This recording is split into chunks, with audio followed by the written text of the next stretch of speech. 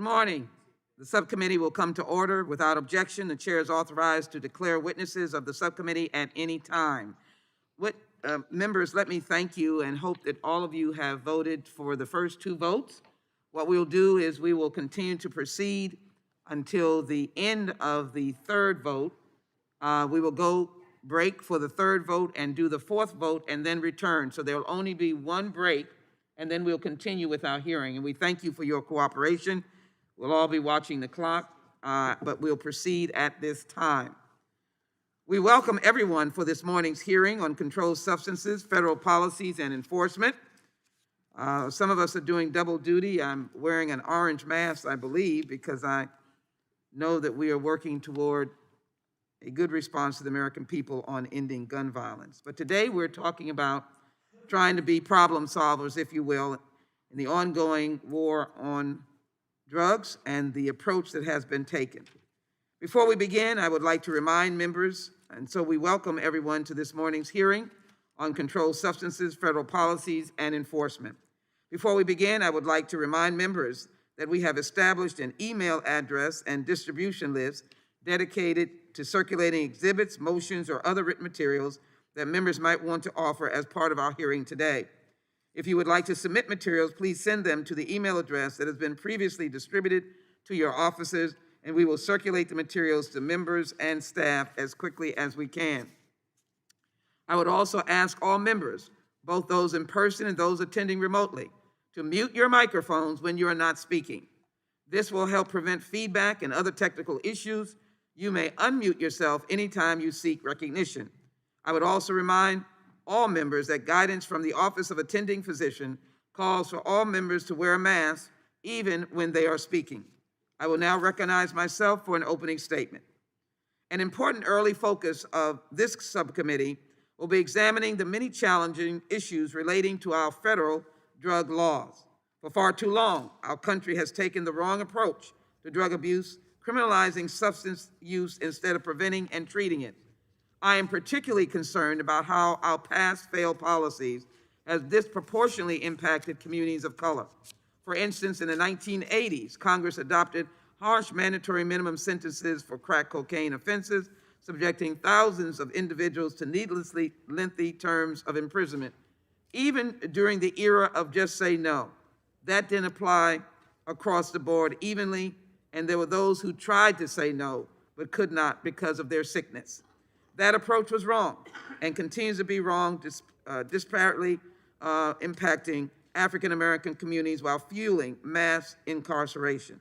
The data is compelling. According to Sentencing Commission statistics from 2019, 75% of the people sentenced gentlewoman from Connecticut seek recognition for federal drug laws were people of color. Half of the people incarcerated in federal prisons right now, 68,000 people, were convicted of drug offenses. 66% were convicted of a drug offense carrying a mandatory minimum sentence. In the past and now, we know that many of these cases involve people with a minor role in the offense. Federal prosecutions are not targeting the most serious offenders at the top of the chain. I believe it is important for us to see and remember the impact of our failed past approaches during the so-called war on drugs. Now, I want to make sure that we have not lost our members. Okay. And I want to put that on the record. We have not lost our members, but we are getting ready for a video. At this time, I'd like to play an impactful video demonstrating its effects. I'd like to pause for the staff to get the video. Thank you.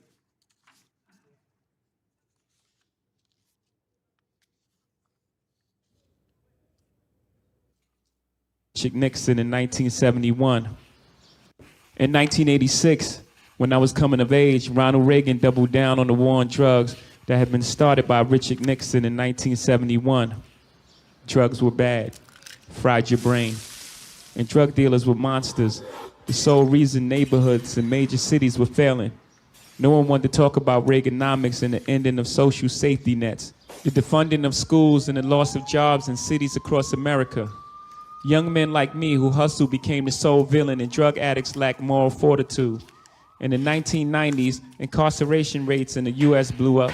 Today, we imprison more people than any other country in the world: China, Russia, Iran, Cuba. All countries we consider autocratic and repressive. Yeah, more than them. Judges' hands were tied by tough on crime laws, and they were forced to hand out mandatory life sentences for simple possession and low-level drug sales. My home state of New York started this with Rockefeller laws. Then the feds made distinctions between people who sold powder cocaine and crack cocaine, even though they were the same drug. Only difference is how you take it. And even though white people used and sold crack more than black people, somehow it was black people who went to prison. The media ignored actual data to this day. Crack is still talked about as a black problem. The NYPD raided our Brooklyn neighborhoods while Manhattan bankers openly used coke with impunity. The war on drugs exploded the U.S. prison population, disproportionately locking away black and Latinos. Our prison population grew more than 900%.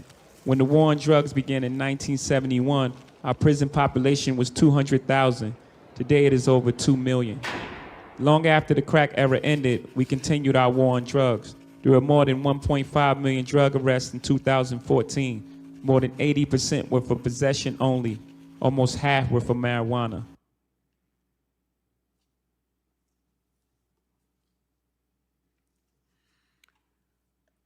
Thank you. As the video narrated by Jay-Z illustrates so well, we need to acknowledge the failures of the drug war and the pain of over-incarceration, and we must then commit ourselves to reform. I'm reminded of the proceedings that we had when we were overwhelmed by opioid, and I, in this process of writing legislation, insisted to our then chairman that we must include crack cocaine or crack in the legislation as it related to the idea that it should be treated the same way that opioids, as it was raging across the nation, was treated in terms of sickness, addiction, and trying to provide support and treatment for those who are addicted to crack. In recent years, we have taken a more comprehensive approach to at least some types of drug use, including the opioid crisis, as I said. Yet we unwisely have kept in place mandatory minimum penalties related to these substances. But at least there has been a greater focus on the need for treatment, as illustrated by the enactment of the Comprehensive Addiction and Recovery Act, directed at those substances 5 years ago, right out of this committee. We must learn from our mistakes. One of the concerns that we will discuss today is our policy concerning the penalties for crime involving fentanyl and fentanyl analogs. In 2018, DEA used temporary authority to prosecute cases involving fentanyl-related substances not listed in the Controlled Substances Act. A year ago, the Congress extended DEA's temporary authority to group all fentanyl-related substances under a class-wide ban. I oppose this measure and continue to object to this excessive approach that expands the application of mandatory minimum sentences, particularly when there are other mechanisms available for the federal prosecution in appropriate cases. I do not deny the deadly aspect of fentanyl. That would be foolish. But I do believe that we have a way and a pathway of addressing this question, saving lives, prosecuting as necessary, but not doing the broad sweep and continue to mount individuals from neighborhoods into incarceration for life. We need to listen to experts and the data to determine the right approaches to our evidence-based and data-driven. It's time to turn the page and to create a new drug policy for America, including offering alternatives to incarceration and increasing access to treatment, enacting the MORE Act to decriminalize marijuana and treating drug abuse as a public health issue instead of a driver of mass incarceration. We've seen that with meth, and then we've seen that with the extensive opioid use. At the same time, we need to address the harm to communities and families torn apart by the war on drugs. There is a better way. I look forward to hearing from our witnesses today as we move forward in a better direction for our communities and for our country. It is now my pleasure to recognize the ranking member of this committee, my co-leader on this committee, and that is the gentleman from Arizona, Mr. Biggs, for his opening statement. I thank the chair and appreciate the opportunity to speak this morning, and also apologize for my tardiness due to the floor vote, Madam Chair. So thank you, Madam Chair. This morning's hearing should be called Biden's border crisis is fueling drug smuggling, which in turn will fuel drug addiction, death by drug overdose, and economic and societal distress. This subcommittee should be focusing on the impacts that the border crisis, which has been created by President Biden's policies, and the impact of those policies on drug trafficking. Additionally, how can we have a serious hearing on federal policies if we don't have a single witness from the federal government? No one from the Department of Justice, no one from the Drug Enforcement Administration, no one from the Department of Health and Human Services, no one from the Department of Homeland Security, and here we are. And I think that if we want to have serious dialogue about issues that all of us agree we are facing, we should have folks and representatives from all sides here. I think there should be agreement that federal drug policy must include border security and an enforcement approach that is balanced with other critical public health and safety initiatives. Such an approach is critical to enforce drug laws and help combat the current drug crisis in America that has reached unprecedented levels even during the coronavirus pandemic.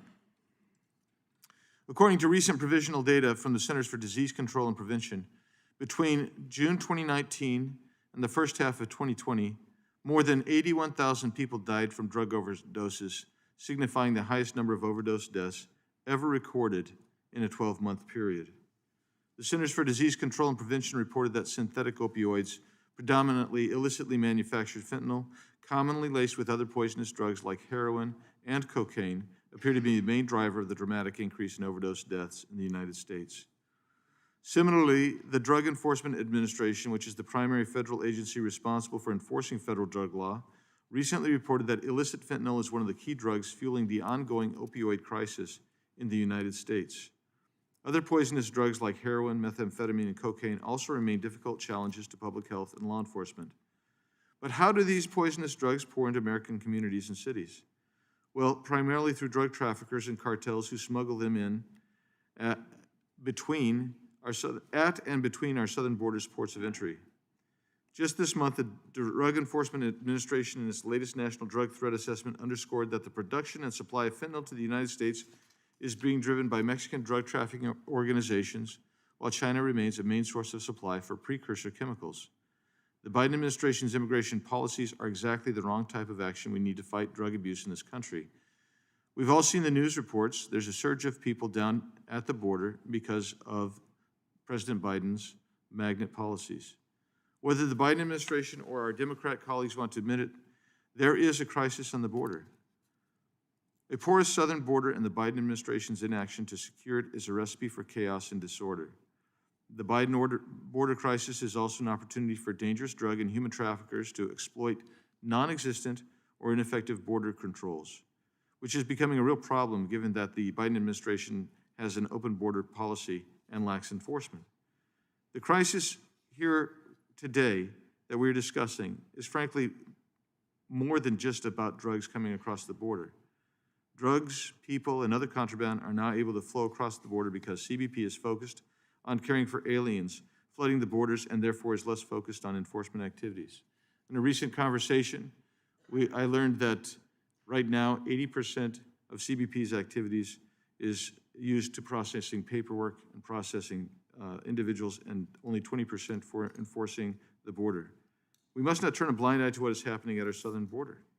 The Trump administration worked hard to secure our southern border, and now the current administration, right out of the gate, and just 50 days in office, is reversing all the progress that was made in the past 4 years. For example, the Biden administration stopped construction on the border wall, even in dangerous drug smuggling corridors that were in the process of being sealed.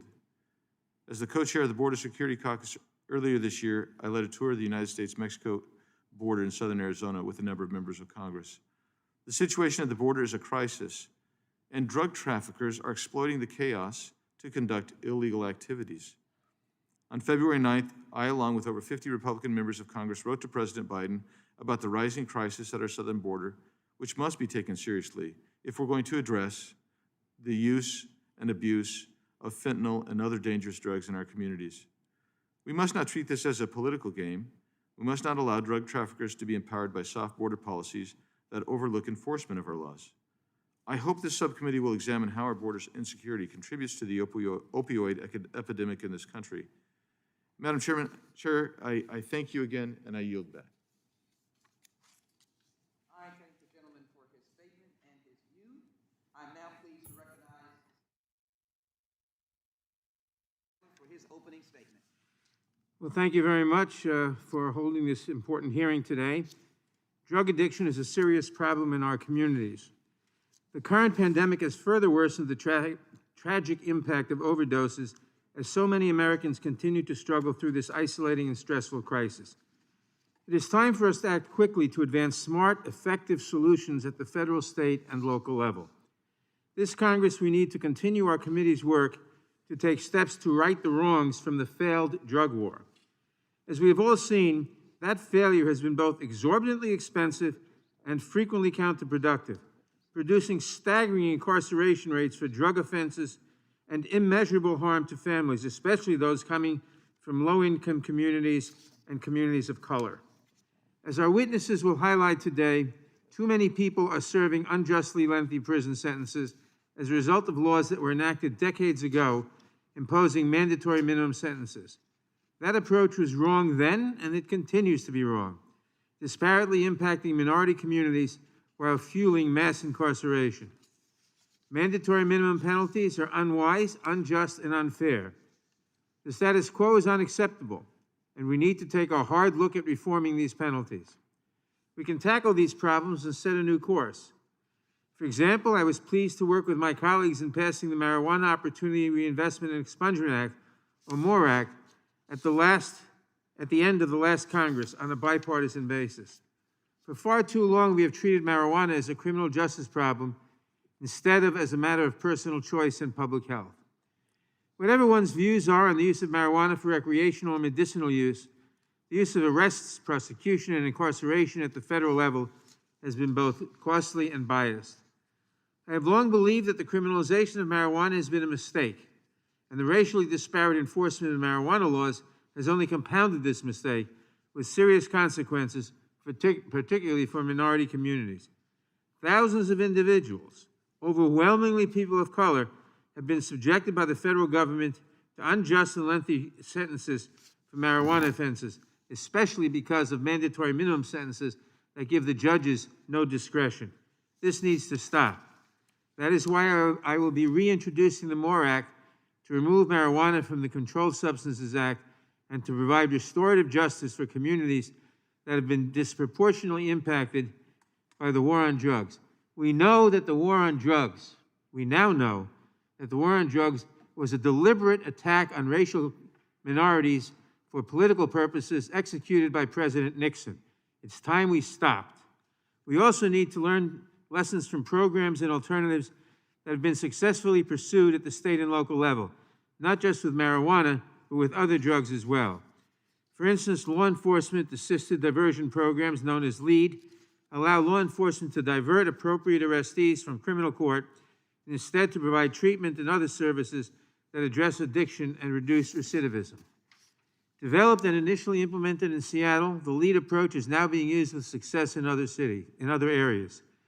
We should support these efforts, as well as other innovative approaches at the local level, such as medication-assisted treatment, supervised injection facilities, expanding the availability of overdose reversal drugs, and better education of doctors and the public about the proper prescription and use of opioids as pain medication.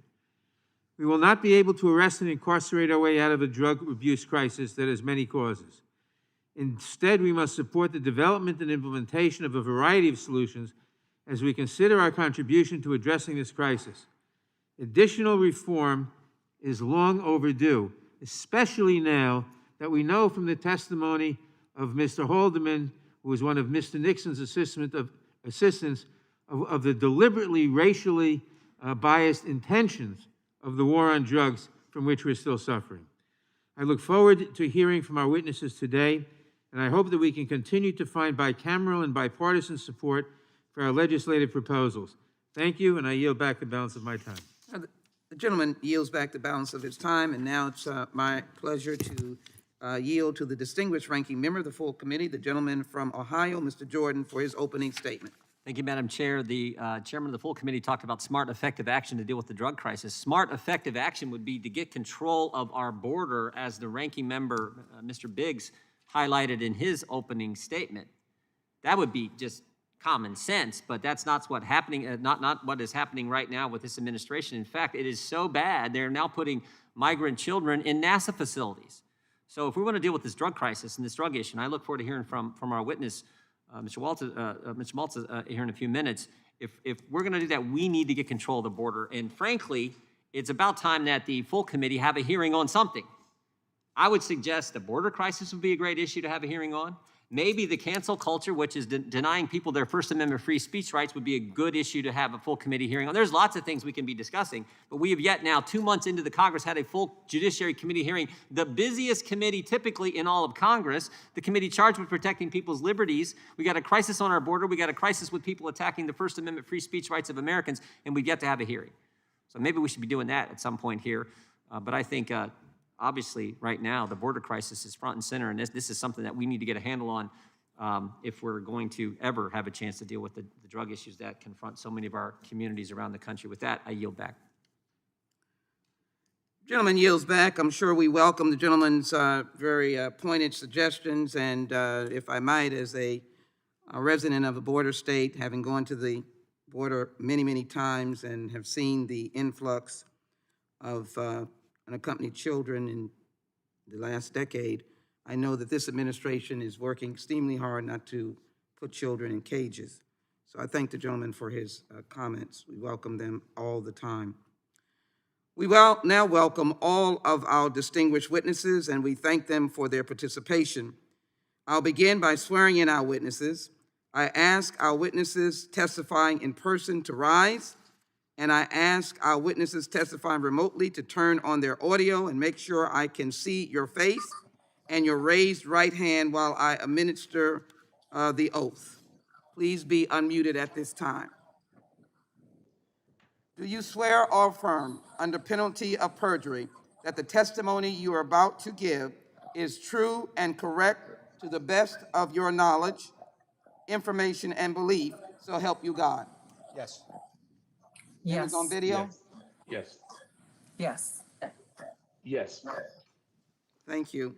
Let the record show that the witnesses answered in the affirmative. Thank you, and please be seated. We will now proceed with witness introductions. Nicole Austin Hillary is the Executive Director of U.S. Programs for Human Rights Watch. Ms. Austin Hillary leads Human Rights Watch's effort to end violations in abusive systems within the United States.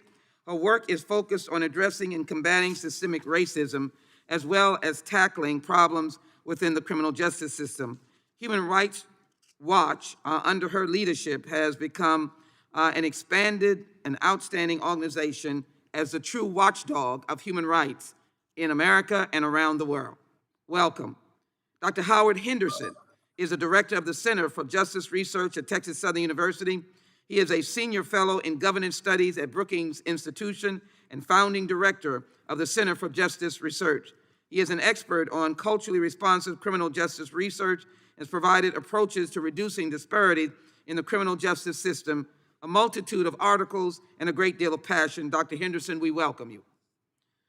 Derek Maltz spent 28 years in public service with the Drug Enforcement Administration, including 10 years as a special agent in charge for the Special Operations Division of the Department of Justice. He now serves as the Executive Director for Government Relations at Penley.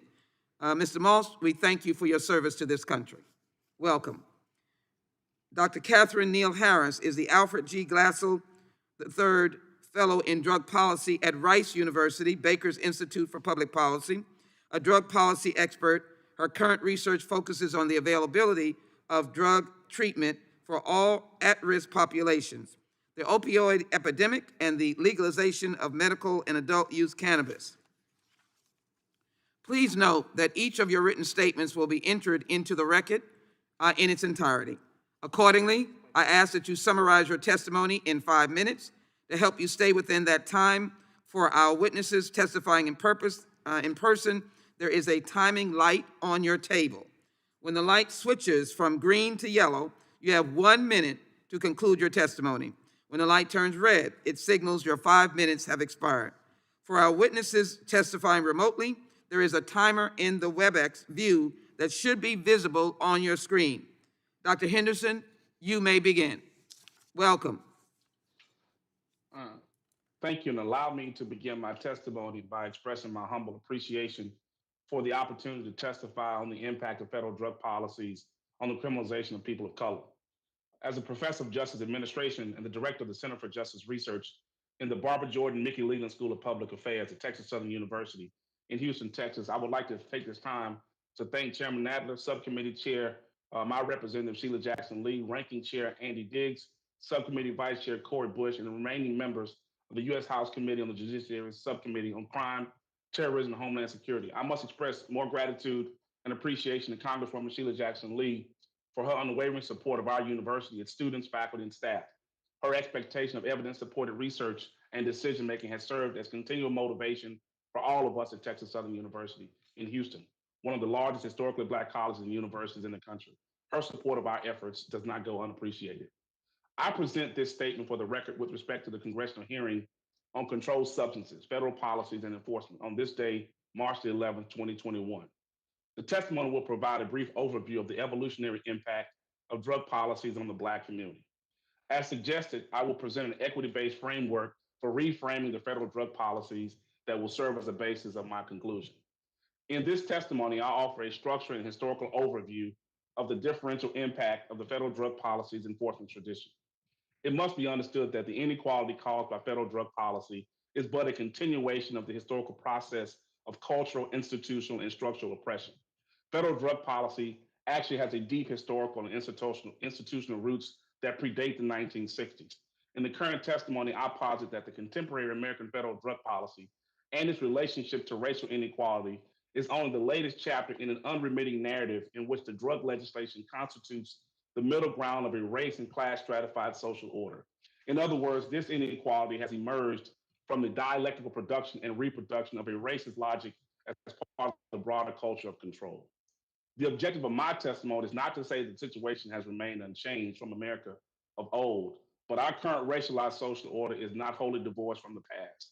The crux of today's matter is that federal drug policy is merely another step in the long arc of history, representing an old Southern order that directly serves the spirit of white supremacy and absolutely refuses to accept the reality that they actually lost the Civil War. In this spirit, I posit that racist logics did not disappear with the culmination of the Civil Rights Movement. Rather, racism in our criminal justice system has transformed over time, with many strategies for stratifying and subjugating marginalized racial populations persisting in one form or another. American criminal justice, particularly federal drug policy, has often been on the front line in the deployment of such tactics. As African Americans, we are disproportionately displaced in urban ghettos, a connection formed in the public mind between ghetto residents and crime, which inextricably link perceptions of danger to skin color and other forms of expression present among ghetto residents. Ghettos were increasingly becoming places not just of crime, but Black crime. Criminal justice became the intervention of choice, an intervention that involves a direct and indirect control of urban denizens, but did little to address the root structural causes of the misery that spawns this crime. In fact, the impact of federal drug policies in these spaces have only exacerbated the problems confronting African American and urban ghettos. When contemporary African American ghettos were fully established in the 1980s, President Reagan declared the war on drugs. The central concern of the Reagan administration and others was the ascendance of crack cocaine as the next big drug epidemic. Crack was cast as a societal descent at the hands of crack babies and super predators. Federal drug policy in the United States continues to perpetuate systems of inequality and domination in that many ways mirror Jim Crow-like forms of control and ultimately violate basic human rights. As the line between drug legislation and plantation-style justice has become increasingly blurred in recent decades, federal drug policies have helped create, recreate, and manage a racialized problem population or a dangerous class that is pushed to the margins of labor market and political priority. In essence, these policies have helped to maintain the color line. Thank you.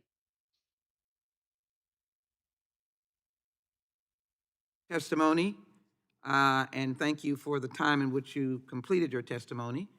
And now it's a pleasure for Dr. Neil Harris, if you would give your testimony at this time.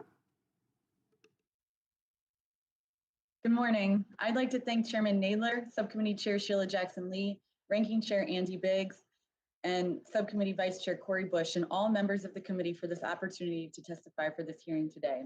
My name is Catherine Neal Harris, and I am the Alfred C. Glassell III Fellow in Drug Policy at Rice University's Baker Institute for Public Policy. I want to start by clarifying that the war on drugs is first and foremost a war on people. 450,000 people are incarcerated for nonviolent drug offenses on any given day. Black people are overrepresented in every aspect of the drug war, despite using and selling drugs at similar rates as white people. Since 2013, the presence of fentanyl in the illicit drug supply has intensified the overdose epidemic. But it is overly simplistic to assume that opioids alone explain the current crisis. Instead, this epidemic is a sign of a more persistent drug use problem, one that federal policy has not only failed to address, but has made worse through its harmful approach. But we are now at an inflection point. The tragedies of the overdose crisis have forced a reckoning with tough on drugs thinking, albeit one made possible only because the epidemic's early victims were mostly white. Still, any departure from the drug war mentality is a welcome development. Support is building for reforms that are centered on racial justice and harm reduction. But bad policies are hard to dismantle. Drug bans continue to play a central role, demonstrating a failure to learn from the drug war's mistakes and a misunderstanding of the roots of the current overdose epidemic. And while recent reforms have reduced mandatory minimums for some drug offenses, this problematic sentencing structure continues. I will now briefly discuss each of these policies. Given the overdose-related risks of fentanyl and its analogs, the urge to institute broad bans and harsh punishments is understandable, but it is also misguided. DEA argues that its emergency class-wide ban on all fentanyl-related substances is critical to aiding prosecution of people selling these drugs. But an analysis by the U.S. Sentencing Commission found no evidence that the ban was needed for these prosecutions. And more importantly, the class-wide ban doesn't work. Fentanyl-related overdoses continue to rise, even as those involving other opioids have leveled off or declined. Recent analysis also shows that law enforcement seizures of fentanyl are actually associated with an increase in overdose deaths. The ease of distribution of fentanyl and its analogs make any efforts to diminish supply an uphill battle. And in the unlikely event that federal authorities do make a significant dent in the fentanyl supply, markets will adapt by finding an equally or more lethal drug alternative. And we know this from experience. Government efforts to crack down on the supply of prescription opioids in the early 2000s led to the spikes in heroin and fentanyl deaths that we see today. So while it might seem like the right thing to do, a class-wide fentanyl ban is not benign. It makes illicit drug use more dangerous to the person using. This kind of ban also expands the reach of an agency whose mission is to make drug arrests regardless of the harms and ineffectiveness of this approach. DEA tactics widen the net of people who encounter the justice system and are arrested, convicted, sentenced, and continuously monitored by it. Like drug bans, mandatory minimum sentences have not reduced drug supply, demand, or death. They do not work. Supporters of these sentences claim that they target drug sellers, not drug users. But there's often no clear distinction between these groups, and many people who sell drugs have substance use disorders. Also, the amounts of drugs that trigger mandatory penalties are a poor indicator of a person's role in a drug selling operation. And to this point, most people charged with drug trafficking offenses are at the bottom of the distribution chain. Any vacancies created by these arrests are quickly filled and drugs remain available. Law enforcement has wide discretion to decide whom to pursue with mandatory minimums. This increases the likelihood that people who have substance use disorders or who are members of minority communities already subject to government surveillance will become targets for harmful interventions. Mandatory minimums impose long prison sentences and are disproportionately levied against people of color. But we don't need more data about how these policies are harmful and ineffective. We need action. And there are several immediate steps that Congress can take to promote less harmful, more effective policy. First, Congress should not extend the class-wide ban on fentanyl analogs. It should repeal mandatory minimum sentences. It should remove financial incentives for law enforcement to pursue drug offenses, and it should expand access to medication-assisted treatment and fund interventions that reduce the harms of drug use, not just for opioids. It should also remove cannabis from Schedule I and implement measures to alleviate the damages of prohibition, such as those included in the original MORE Act. My time is up, so I will end here, but I look forward to your questions, and thank you. Thank you very much, Dr. Neil Harris, for your testimony, and now we yield to Mr. Maltz for 5 minutes. Chairman Nadler, Chair Jackson Lee, ranking members Biggs and Jordan, thank you very much for having me here today to speak to you on this ongoing drug crisis in America. I was fortunate to be the agent in charge of DEA Special Operations Division for 10 years. I retired in 2014. The operation had representatives from 30 agencies. We worked very hard to synchronize the efforts to go after transnational criminals around the world. Prior to that, I was the chief of the country's oldest and largest drug task force in New York City. I had the honor to work with the most dedicated American heroes who sacrificed daily to keep Americans safe. As a DEA special agent for 28 years, I was paid to enforce the laws of the country enacted by Congress and to protect Americans. I'm not here representing DEA. I'm a private citizen who cares deeply about American people, the public safety and national security of the country. I'm here to share information about the growing drug crisis and how it's impacting communities all over the country. After my DEA career, I continued to engage with law enforcement daily to stay current on the trends. I've always been a huge advocate of working together as a team and applying a true unity of effort. However, right now, we need more of a whole-of-government approach, but rather a whole-of-American approach, as a drug crisis impacts all citizens and all communities. Too many young Americans are dying from this poison. According to the recent data from CDC, in the 12-month period ending July of 2020, 83,000 Americans died from drug overdoses. That's 227 a day. This represents the largest number of drug overdoses ever. I lost my brother Michael in the U.S. Air Force pararescue during Operation Enduring Freedom, so I know what it's like to bury a loved one. However, there's nothing more sad than when you watch family members of these kids that have promising futures. We cannot expect to end the drug crisis with law enforcement alone. We need robust education, treatment, rehabilitation, combined with law enforcement to curtail this emerging crisis. Addicted people do need help. However, we cannot treat somebody in the morgue that already died from fentanyl poisoning. We need smart Americans from private sector in many industries to help provide solutions. We cannot sit back and watch these precious lives be lost. As law enforcement works to shut down the chemicals flowing to China and Mexico and billions of dollars to the ruthless, greedy transnational crime networks in Mexico, we need addiction specialists, teachers, medical professionals, mental health professionals, and others to step up with solutions. There must be a true team, coordinated effort with Congress and all of these great Americans that care about the country. The killing of the Americans at record levels has to stop. Government officials leading this effort must be held accountable for results, not just papers and statistics, but results. These American transnational criminal organizations are not just engaging in drug trafficking, they're involved in arms trafficking, human smuggling, extortion, kidnapping, child molesting, child exploitation, and other crimes to maximize profit. They use the latest and greatest technology, taking advantage of our antiquated laws and weaknesses. Hezbollah terrorists are working with the Mexican cartels, moving millions and millions of dollars around the world, and tons of cocaine. What keeps me up at night, though, is listening to the families who lost their loved ones from fentanyl poisoning. Many of these citizens took a pill and had no idea the pill contained pure fentanyl, and it came from labs in Mexico or chemical companies in China. The Chinese criminals have stepped up their game, and they're big time involved with the drug business, and now they're involved with taking over the money laundering services business for the cartels. They also provide the dangerous chemicals and starting to dominate in other areas of the drug trade. Without the money and chemicals, the cartels can't produce the deadly drugs. There's no quality control of these chemicals in the pills. And remember, 1 kilogram, 2.2 pounds, can kill 500,000 people, according to the experts. To be clear, counterfeit pills with fentanyl and fentanyl mixed with other drugs is what's causing the alarming crisis right now with drugs. DEA Phoenix seized 6 million Mexi-Oxy pills last year, counterfeit pills with fentanyl.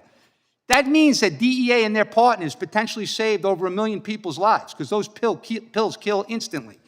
As we sit here today, we're dealing with a full-blown national security and public health emergency, as well as a huge humanitarian crisis on the border.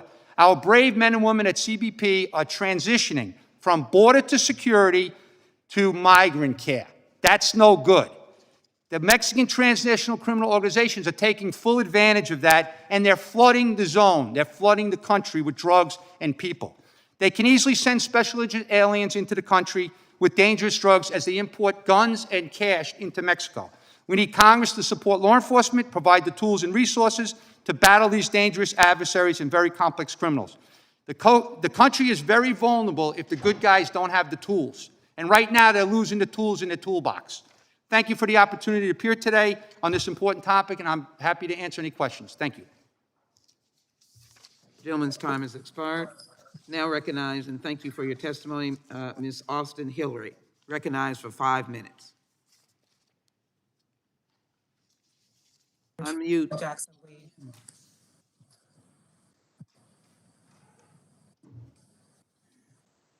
Madam Chairwoman, are you able to hear me? Yes, I can. Thank you. Thank you so much, Madam Chairwoman Jackson Lee. I appreciate the opportunity that you, Chairman Nadler, and Member Biggs have provided to me this morning to talk with you about this very important issue. In 2016, Human Rights Watch and the American Civil Liberties Union issued a joint report entitled "Every 25 Seconds, the Human Toll of Criminalizing Drug Use in the United States." Our research found that at the time, every 25 seconds in the United States, someone is arrested for the simple act of possessing drugs for their personal use. The numbers have only worsened in recent years.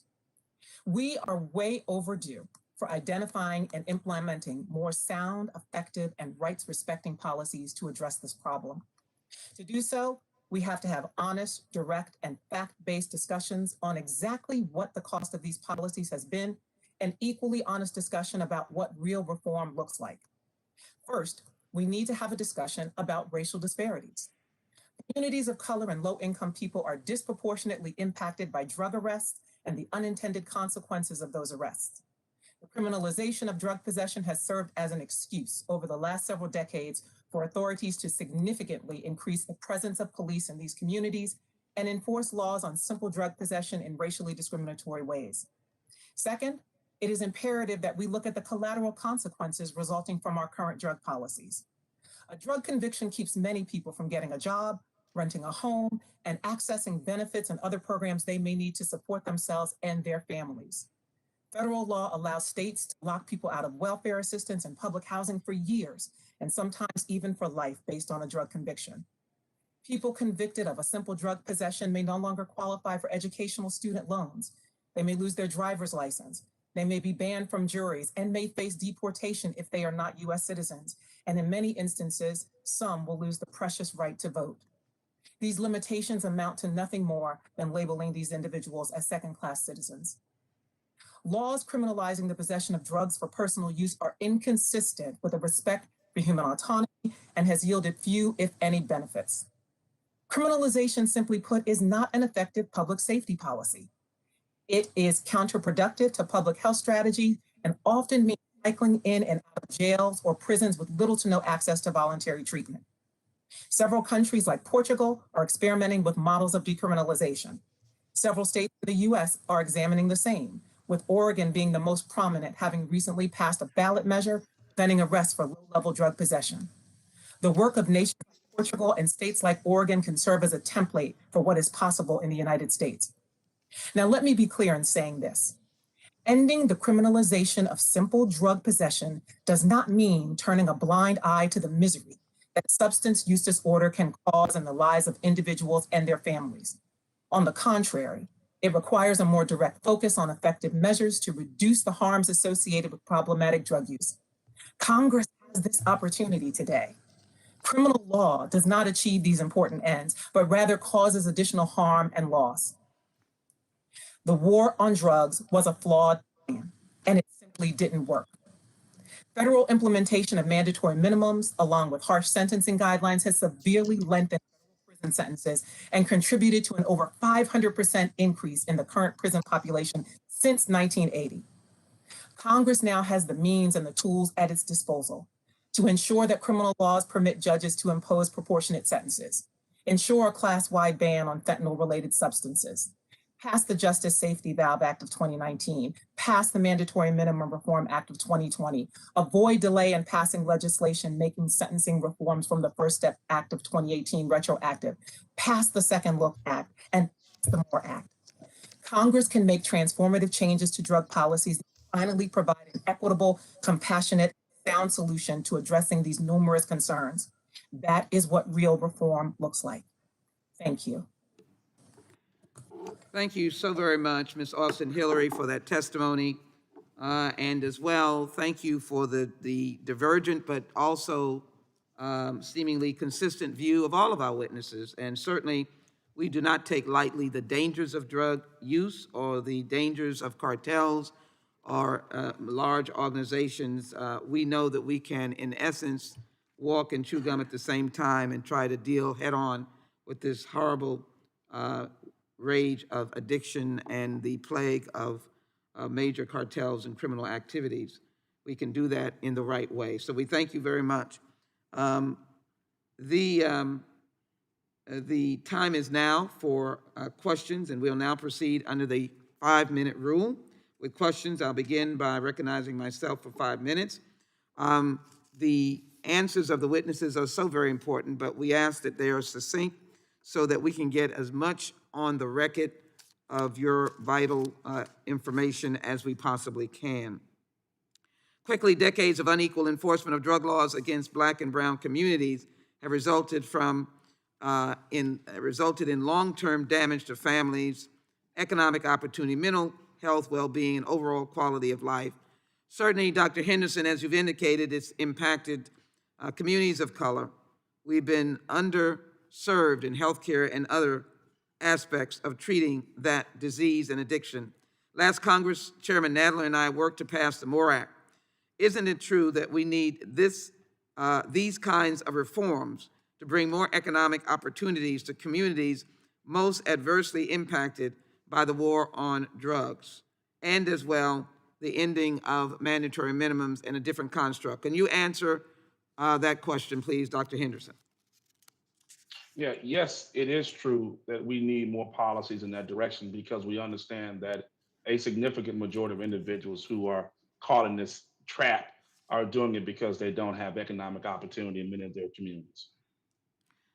At the federal level, what drug policy priorities do you recommend that are evidence-based and data-driven? What can we do to reduce these historic racial disparities that come about and generate mass incarceration with individuals, even from being prosecuted in the 80s, still incarcerated at this time? Dr. Henderson? Well, we can start with decriminalizing marijuana. We understand the significant impact of that. We can start with also the whole notion behind federal drug legislation in terms of the way we schedule these drugs. We understand the impact of the schedulization in many of these communities. But I think more importantly, we need to reframe our thinking around the drug problem and remove the drug situation from the criminal justice system and directly place it into the public health arena. Thank you very much. Ms. Austin Hillary, thank you for indicating that we do not have to ignore the vileness of drug use or drug sales. We can prosecute as well as save lives. And so my comment to you or question is, isn't it true that these penalties, mandatory minimums that are unjust and unfair, have a disparate outcomes for Black and brown communities? Please tell me your views on mandatory minimum sentences and how they can be counterproductive. Thank you very much, Madam Chairwoman. They are absolutely counterproductive because they have a disparate impact on not only Black and brown communities, but on poor communities. In order to ensure that we have equity across the board, we have to look at all of the different factors that go into how we apply our laws. If there is not a direct outcome that relates to the crime committed, but that rather puts a burden on certain communities over others based on nothing more than racial intent and racial animus, and we have to do away with those laws. Mandatory minimums has done just that. Mandatory minimums have ensured that we have more Black and brown people in jails, despite the fact that based on research, Black and brown people do not use drugs at a higher level than white. Thank you. And so we have to make that change. Let me also ask you, last year the Congress passed a bill to temporarily extend the DEA's authority for scheduling fentanyl related substances. We heard from a coalition of advocates opposed to the bill, including Human Rights Watch. What's your view on this issue now? As I said in my testimony, Madam Chairwoman, we absolutely have to make that change. The letter that we sent to Congress, which we are happy to submit for the record, spells it out very clearly. And this is not only something that Human Rights Watch believes, it is what so many of our coalitional partners believe. We have to put a ban when it comes to fentanyl. And we can't go forward with real reform if we don't do that. Thank you so very much. For Dr. Neil Harris, welcome again. 36 states, District of Columbia, and others have adopted laws allowing legal access to cannabis. 15 states have adopted laws legalizing cannabis for adult recreational use. Nonetheless, marijuana continues to be a key driver of mass incarceration. Why do you think it's important to remove cannabis from Schedule I of the Controlled Substances? Why is this action so important? How can Congress support these data-driven, effective programs like the Law Enforcement Assisted Diversion Program, and how do these programs successfully demonstrate an alternate pathway for treatment of individuals struggling with substance abuse? I've combined two questions, two aspects of the questions, and the time is short, but I'd appreciate if you'd be able to answer. Dr. Neil Harris? Yes, thank you, Madam Chairwoman. It's very important for Congress to decriminalize marijuana for a few reasons. One is that it will send a message to other states that this is an important act. I believe that some states are waiting to see federal action before they go to decriminalize themselves. Second, we know that even though legalization is spreading across the country, racial disparities and arrests continue. Black people remain over 3 times as likely to be arrested for marijuana possession nationally, even though we have seen this large move for reform. And the MORE Act that has been brought up in this hearing is a perfect example of legislation that also targets the racial inequities that we have seen from the drug war by reinvesting in communities. Programs like law enforcement assisted diversion we see work because what they do is that they catch somebody before arrest and they put them in contact with treatment and with social services that can help with that problem. And they bypass the entire criminal justice system so that person does not become ensnared in that. Thank you so very much. Appreciate your answer. I knew my time has expired. I now recognize the ranking member for his questions for 5 minutes, Mr. Biggs. Thank you, Madam Chair. Mr. Maltz, I'm sure you've seen recent news stories about the growing crisis at the southern border, and you touched on it in your opening statement. And my question for you is, what impact does this surge of illegal border crossers at the border have on DEA's, CBP's, and other federal agencies' ability to conduct enforcement operations to deter and interdict drug trafficking? Well, right now, we have a situation where CBP has gone from border security and protecting Americans to migrant care workers. That's unacceptable because we have families all over this country, and I do this every day. I get pictures from families of their children that are dying from fentanyl. They have record-level seizures of fentanyl. As an example, in February, so far this year, there's over 4,000 pounds of fentanyl been seized. 1 kilogram of fentanyl kills 500,000 people. So we have a crisis. We have radical open border policies that will not work when it comes to national security and public health. And we have to deal with this. One thing I will say was an observation I made today, that walls and fences must work because it took me an hour and 15 minutes to walk from the garage to get here. So walls should be put up on the border, and we need to keep the migrants going through a legal process. So one of the things, Mr. Maltz, that you talked about is you talked about flooding the zone. And a lot of people don't understand what flooding the zone is in border crossing, and we're talking between ports of entry. To express to us what flooding the zone means and how it facilitates criminal cartels using now vacated areas to smuggle in dangerous drugs. So flooding the zone is basically a way that these business operations can make lots of money. They're charging the migrants thousands of dollars. If it's a special interest alien from certain parts of the world, it may be $9,000. So they're making money on the migrants coming up. They gather the migrants together. They watch where the Border Patrol is. They blitz the Border Patrol agents so they're totally focused on the migrants. And then they send the drugs and the people, many times special interest aliens, through these open areas. And then on top of that, the cash and the guns come southbound. So they take advantage of the vulnerability. That's what criminal networks do. They take advantage of weaknesses. And that's a weakness in our country at the border. So federal agencies put out press releases several times a week touting drug seizures, kind of like what you see behind me. This is from Phoenix and Yuma. Can you estimate what percentage of drugs, people, and other contraband crossing our border are interdicted by federal agency? Look, I'm no expert on, border interdiction statistics, but I've heard for many, many years in the DEA, like 10% is seized, right? So if you look at, just as an example, in January, there were 1,950 pounds of meth in Dallas, 2,500 pounds in El Paso in December. Another 1,900 pounds were seized in Texas. In Los Angeles, they had record seizures of meth, 2,000 pounds, another 3,000 in San Diego. So lots of meth, lots of fentanyl, lots of cocaine, lots of marijuana are getting in there. But the thing that concerns me the most are the counterfeit pills that are disguised as what they call Mexi-Oxy 30s. They're the blue pills that the kids are taking, and they have no idea it's poison. It's pure fentanyl in many cases. There's no quality control. They don't have chemists that sit there like FDA and regulate the amount of fentanyl. They're just trying to make as much money as they can, and it's killing Americans at record levels.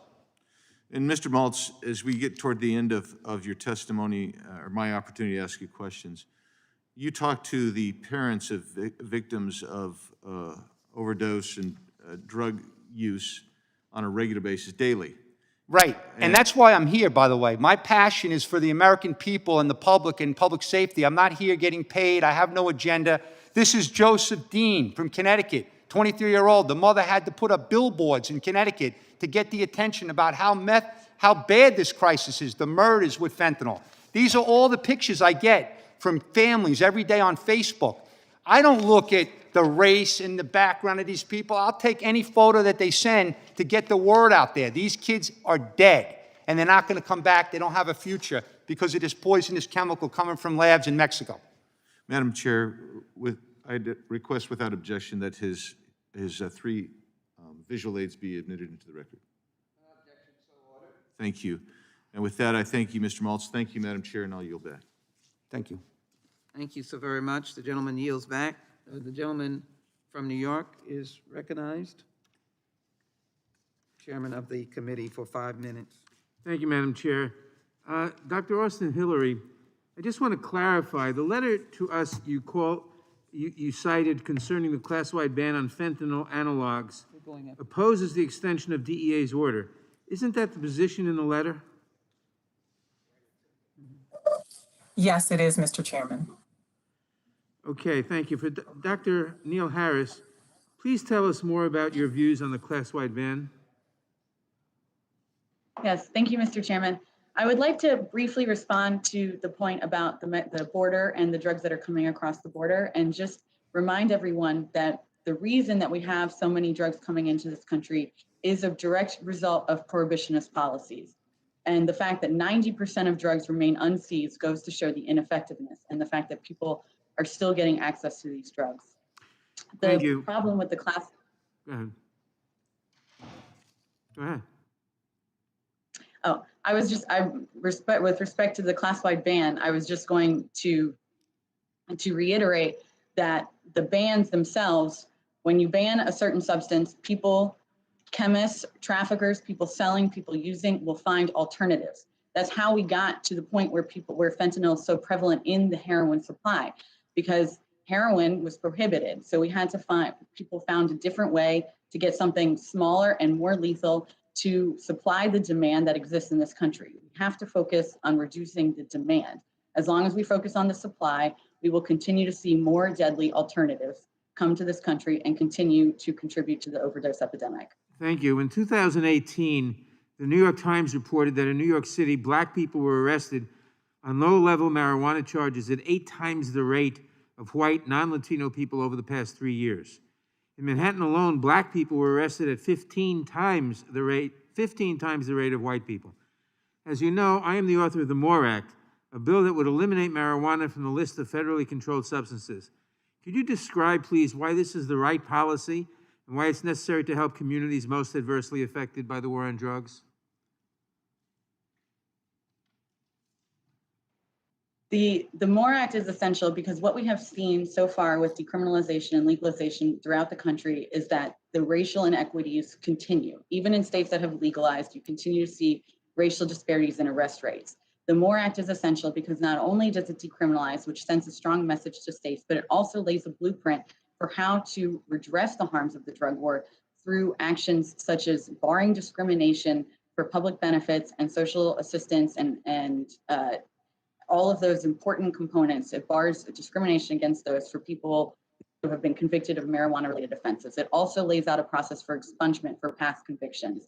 And it also provides opportunities for people of color to get involved in the marijuana industry. What we have seen in states that have legalized is that that industry is dominated by white men. And so the communities most hurt, most impacted by the war on drugs have been unable to benefit from legalization.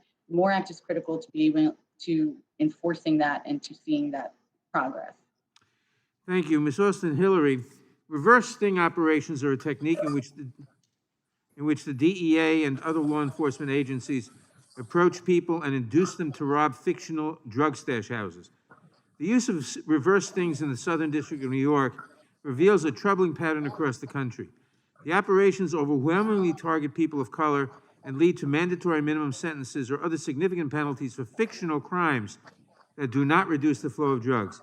In federal drug cases, how do law enforcement practices and policies violate basic principles of equal justice, and what reforms are needed to address the racial disparities in drug cases and investigations? Mr. Chairman, we need to make certain that whatever mechanisms are used by law enforcement, that they are not pretextual and that they serve the actual purpose for which they were intended. When we have law enforcement create mechanisms that simply put up falsehoods and that target certain communities, even when statistical data and the evidence before us doesn't show those communities are the predominant actors in creating the harm that they seek to end, then we have a problem.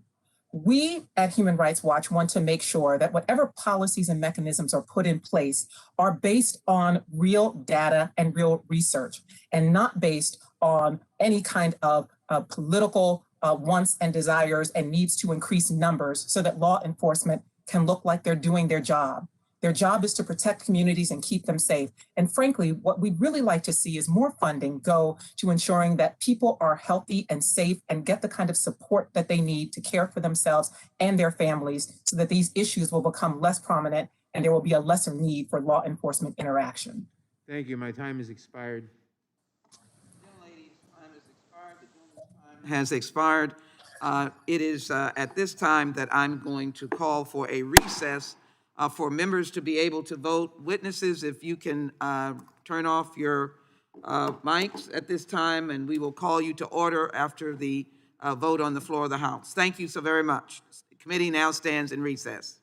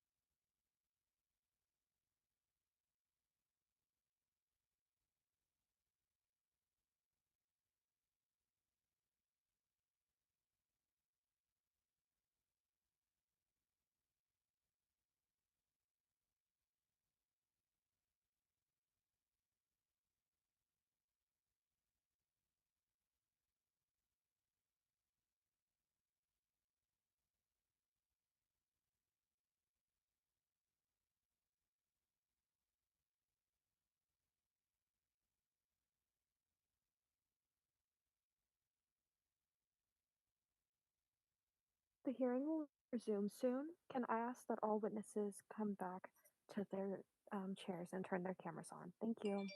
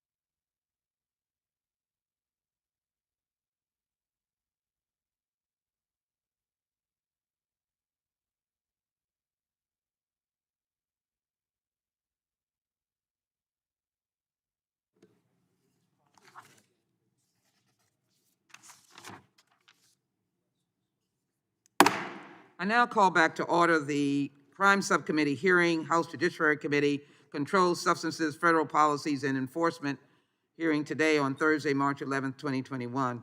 As we left for a vote, and let me thank the members for their cooperation. I hope everybody voted twice, legally, of course, for the 2 votes that were remaining. And so it's my pleasure to now yield to the gentleman from Ohio, the distinguished gentleman from Ohio, Mr. Chabot, for 5 minutes. Thank you very much, Madam Chair. And Mr. Mulch, I want to begin by thanking you for your years of service at the DEA, the Drug Enforcement Administration, for everything that you and your men and women there did to protect the American public and save lives. So thank you very much for that.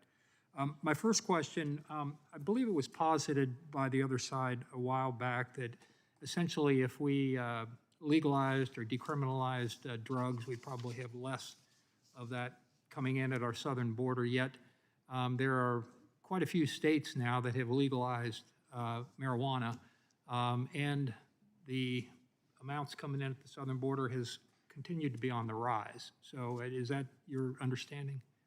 Yes, of course, but it's not just coming in from the southern border. Chinese nationals are buying real estate all over America, and they're making these unbelievable marijuana grow houses in beautiful communities, and they're selling very high pure THC marijuana to people all over America right now as we sit here today. Thank you very much. My next question, would you agree that drug trafficking goes hand in hand with human trafficking, that we have a real crisis at our southern border when we turn detention centers into reception centers now, and when we basically say, come on in, and people are coming in, they're listening, and they think they can stay.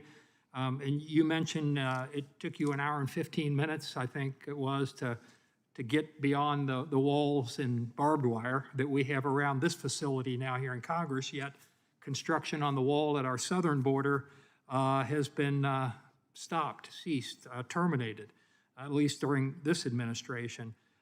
Again, going back to my original question, does drug trafficking and human trafficking go hand in hand? Yes, I mean, the Mexican cartels are transnational criminal organizations. They're in the business to make money.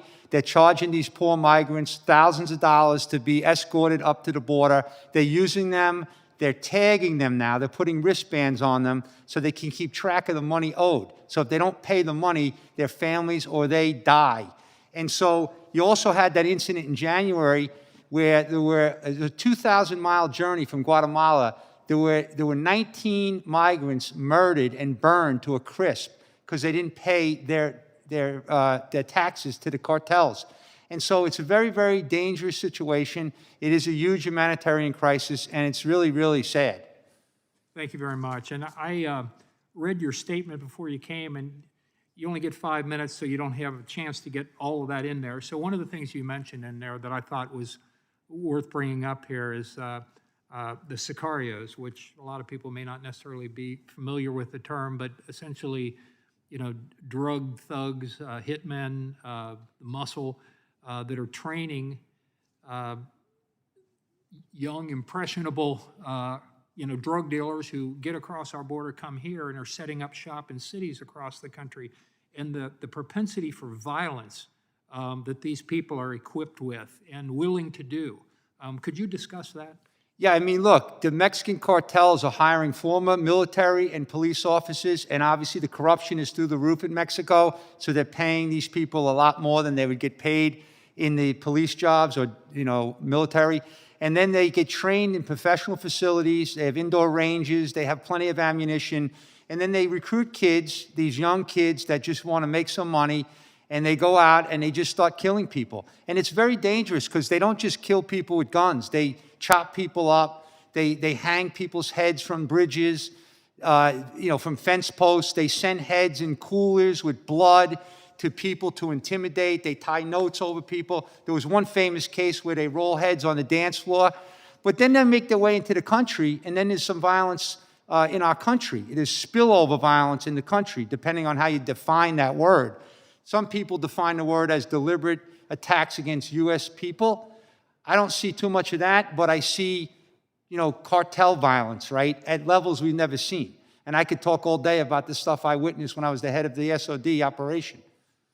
And before I run out of time here, you had mentioned when you were testifying before that you're losing the tools in your toolbox. Could you tell us what you... Oh, absolutely. One of the best techniques that law enforcement has is infiltrating communications pursuant to federal court orders. Very lengthy process. You don't just flip a switch and listen to somebody's phone. Unfortunately, because our laws are so outdated, the bad guys are using advanced encryption technology, and we can't infiltrate the communications. We have communications going on every day of the week in advanced communications, encrypted apps. And if we have a court order, if we have the probable cause, and the judge signs the order, we can't get the content. That's a problem, and that's a problem for every American. That's not a problem just for DEA. It's a problem for everyone in this room because child molesters, robbers, murderers, rapists, they're all using these apps. So law enforcement can't track these criminals. They're predators in the community. So it's a big problem, yes. Thank you very much. My time's expired, Madam Chair. Ms. Bass?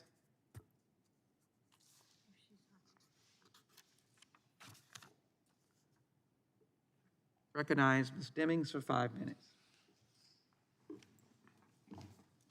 Thank you so much, Madam Chair. I'd also like to thank all of our witnesses for your time and your testimony. It is extremely important that we have this discussion, this hearing, and also hear your expertise and perspective. I want to begin my comments with this. I've witnessed the devastating effects of drugs in communities, devastating effects on families, individuals, and those communities. I want to quote former police chief David Brown when he was with Dallas. He said this: "Every societal failure we put on the cops or the criminal justice system to solve. Not enough mental health funding, give it to the police. Not enough drug addiction treatment funding, let the police handle it."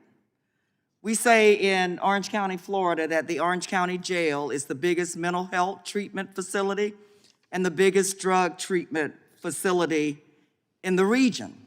Some families actually feel like were it not for those institutions, and this is really sad, that their loved one would not get any help at all. Chief Brown went on to say, "Schools fail. Call the police, let them handle it." He said, "This is too much to ask." What I believe, based on my experience as a 27-year law enforcement officer, is that the criminal justice system is left to solve problems that government has failed to address. I believe those quality of life issues, education, housing,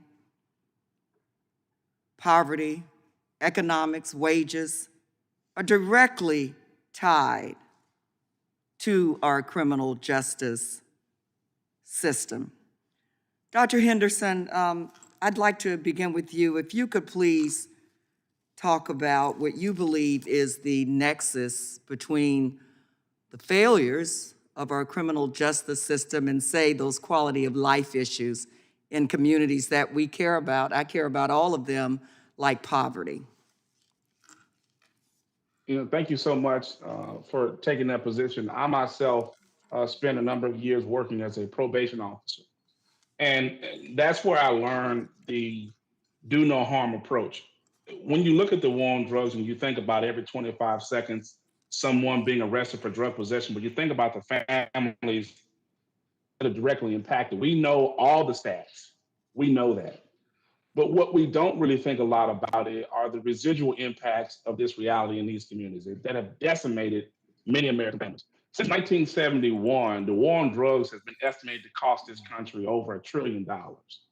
When you now look at the current opioid epidemic and the approach that we're taking in that space, when you think about the impact of interventions, when you think about how many jurisdictions are now reducing fatalities because they are made naloxone available across many of these communities and trying to reduce and respond to opioid overdoses. In states like New York, when you look at syringe access programs, when you think about the over 60 international cities that now operate supervised injection facilities, when you think about the number of American cities that are working to implement approaches that are going to focus on harm reduction, when you think about the number of drug courts that we now have in this country to move us in the right direction, I think that we understand the harm, and now it's about time for us to begin to reverse that so that we can reacclimate and rebuild these families that have been torn apart over the last 50 years. Dr. Henderson, could you or any witness, could you comment on some of the alternative programs to incarceration, like the LEAD program? If you could just comment, you mentioned drug courts, but if you could comment on the effectiveness of some of those other programs. Yeah, I will. I'll do that. I think the LEAD program, it allows officers to divert individuals to treatment and social services, which is where they should be, because we know now addiction is a disease, particularly when you're talking about low-level drug arrests. The model that was pioneered in Seattle, it's yielded significantly positive results. Individuals who have been diverted to these programs have been found to be almost 60% less likely to be rearrested when you compare them to individuals who went through traditional criminal justice program. And so we know that works. The challenge that we have is getting people to begin to adopt the alternative philosophy to social control. Thank you so much, Madam Chair. I yield back. Gentlelady's time has expired.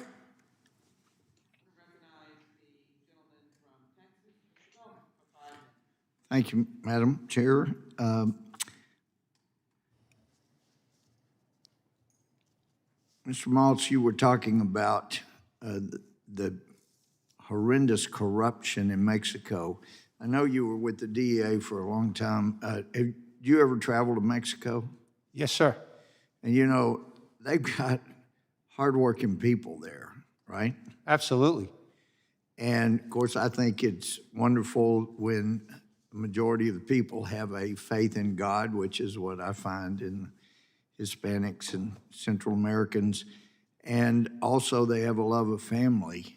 It seems that the number one problem that's keeping Mexico, Central America, from being some of the most vibrant economies in the world, one thing, and you touched on it, the massive amount of corruption.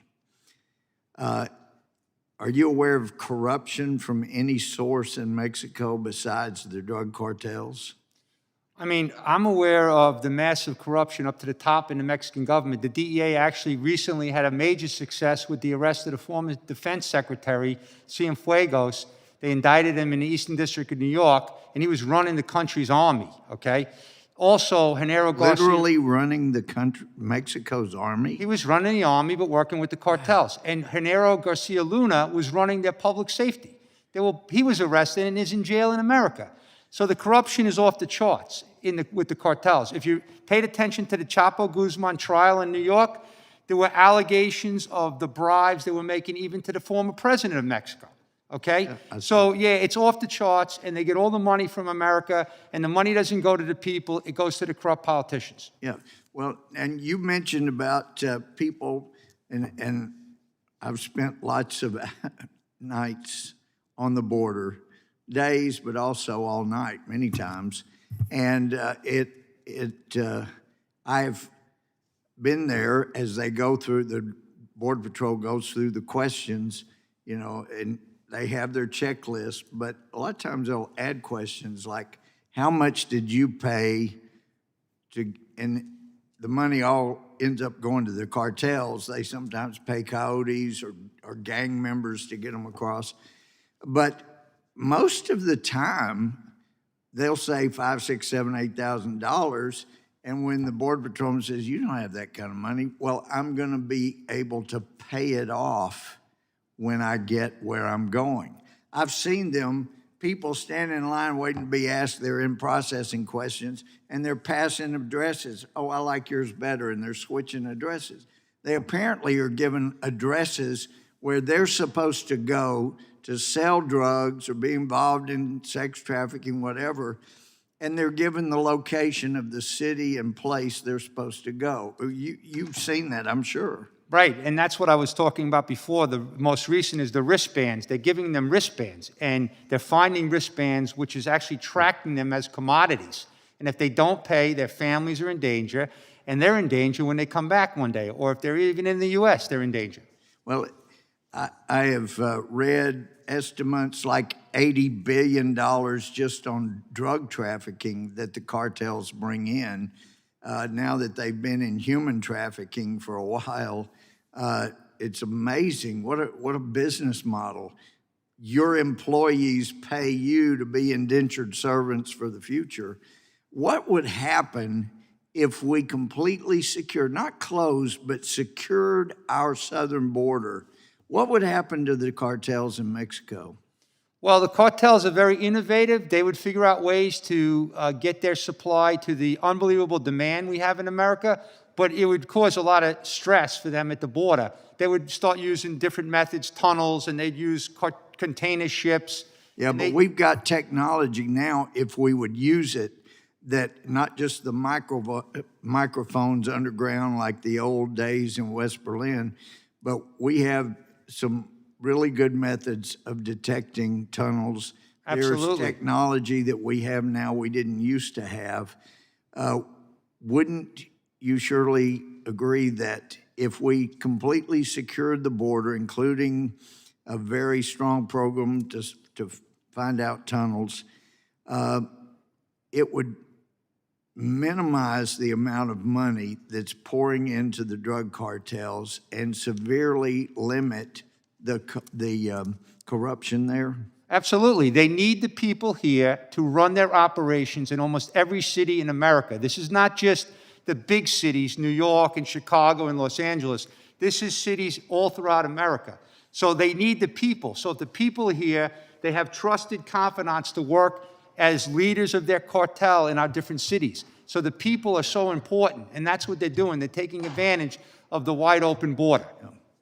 Thank you for allowing me the extra 27 seconds. I know it wasn't 56 like yours, but thank you. Thank you so very much, the gentleman from Texas, for his comments. Let the record reflect that the bulk of those who are crossing the border over the years and decades have not come for drug activities, but have come out of desperation and fleeing I would object to that. prosecution that they are experiencing. So I thank the gentleman for his testimony. Let me now yield 5 minutes to the gentlelady from Georgia, Ms. McBath. Thank you, Madam Chair, and thank you to our witnesses today. Thank you so much for coming before us to discuss how we can really keep our community safe.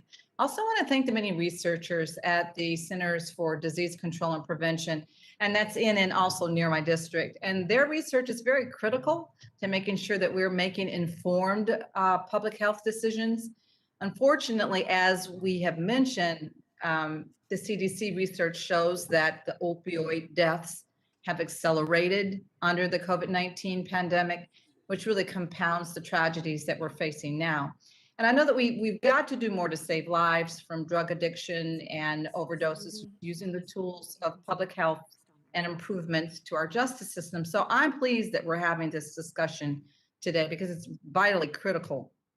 Ms. Austin Hillary, in your testimony, you mentioned the impact of the increased incarceration of people for drug-related offenses on their family members. What family resources should be made available right now? Are there any friendly, family-oriented resources that need to be used for more support? Thank you, Congresswoman, for that question. And the answer is a resounding yes. You know, at Human Rights Watch, our research takes us into communities where people are directly impacted. We don't just sit behind our desks and pull up research on the computer or go to a library. We go to communities and talk to the people about what they want. And what we find from those communities is this, that families say they want resources not to figure out how to continue tangling with law enforcement. They want resources that help them to get better educational opportunities, better and cleaner housing, clean water, more infrastructure, and more jobs. So if we can focus our resources on providing those kinds of supports to families, that will have a trickle-down effect and will ensure that we will have less entanglements and less interactions between communities and law enforcement that are negative. This is what the people are telling us they want. And we need to hear them and heed to their desires and to their needs and not use our own erudite and sometimes very, what I want to say, thinking that doesn't hit the point and that doesn't meet their needs. We need to be talking to them and giving them the services that they tell us on a daily basis that they need. That's how we can support those families. Thank you very much. We should always be listening to our constituents. So Dr. Neil Harris, your testimony mentioned several programs that you think can help improve how law enforcement interacts with those who have substance abuse programs. Programs like the Law Enforcement Assistant Diversions, or LEAD as you call it. And LEAD is the pre-arrest program, am I correct? But I believe that there are also other kinds of programs within the justice system as well, such as the veteran treatment courts that focus on getting veterans the treatment that they need and finding better ways to rebuild accountability. So do you think that veterans treatment courts can have some of the same effects as programs as LEAD do and I guess help to reduce inappropriate incarcerations? Thank you for that question. I would say that I do think that there is potential for treatment courts such as veterans courts and diversion courts to help people and connect them with different services. I would still suggest and recommend, however, that our primary diversions occur pre-arrest, because once someone gets involved with the court process, then that means that they are still entangled with the legal system in different ways. And for people who have resources already, it's easier to comply with the requirements of those specialty courts. For those who do not have those resources, it's harder. And so I absolutely think that we need to be connecting people with services, whether it's veterans, other people with mental illness, people with substance use disorders. I would strongly urge that we do that prior to the arrest. And the LEAD program is a good example of that, because law enforcement can essentially hand off people to social workers and behavioral counselors who can then connect people with the services that they need. Thank you. And Ms. Austin-Hillary, do you think that programs like these might help our justice system produce more equitable and just outcomes? Absolutely. And that really is the goal. One of the problems that we are facing as we talk about these drug problems is that there is a lack of equity, that we have disparate impact that seems at times to be immovable. We have to ensure that we have equity, justice, and fairness. And these kinds of programs, as well as many others that we would be happy at Human Rights Watch to talk to you about beyond this hearing, are ones that we should be focusing our time and attention and resources on. Thank you. And I think I'm just about out of time. Thank you. Thank you. We now want to recognize the gentleman from Florida, Mr. Stevie, for 5 minutes. Thank you, Madam Chair. Walls work, fences work, and if walls and fences and razor wire didn't work, then why did Speaker Pelosi erect fencing, razor wire, and deploy National Guard troops around the Capitol? Yet President Biden is doing the complete opposite on the border, and it's literally killing Americans. Literally. I have the honor of representing Florida in the 17th District of Florida. Florida alone had 5,268 overdoses just in 2019. 35 people died of an overdose in Florida every single day in 2019. Opioid deaths more than tripled in Florida between 2000 and 2016, according to a state government report. And Central Florida drug overdoses deaths were up as much as 70% during the COVID-19 pandemic. The amount of fentanyl that has been seized on the border in just the first 5 months of 2021 is 4,552 pounds of fentanyl, which will kill hundreds of thousands of Americans. All last year in 2020 at the southwest border, 4,544 pounds of fentanyl was seized. So in the first 5 months of this year, we have seized more fentanyl at the border than at the entire year last year in 2020. And it is continuing and continuing to kill Americans and to kill Floridians. Now, I don't understand, the first witness talked about racism and white supremacy, and fentanyl doesn't know what color you are. And in fact, deaths in Florida, there's 13 times more whites that have died than African Americans in the state of Florida. And I personally don't think that it matters what color you are. We should be strong and hard on people who are killing Americans and dealing in dangerous drugs on our streets. Regardless of the color they are, they should go to prison. And like reforms that we've made in Florida, if you're dealing in opioids and fentanyl and people die as a result to you dealing, you should go to prison for life. And those are a lot of changes that we made in Florida when I was in the state legislature. Mr. Maltz, I'd like to, with those facts and numbers in mind, what are some immediate actions that the federal law enforcement can take to address this problem at the Mexican border? Well, first of all, you have to secure the border. You can't allow these people coming in that are carrying these dangerous fentanyl pills that are killing kids immediately. And I agree with your point 100%. The charts that I have with these family members here, it's red, white, and blue. It's not red against blue. It has nothing to do with race or color. It has to do with just these Mexican terrorist criminal organizations that want to make billions of dollars. There's a reason Chapo Guzman was on Forbes' most richest people in the world.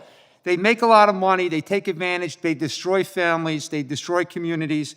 So we could definitely shut the border. We also have to get together with the different professionals, the mental health professionals, addiction specialists.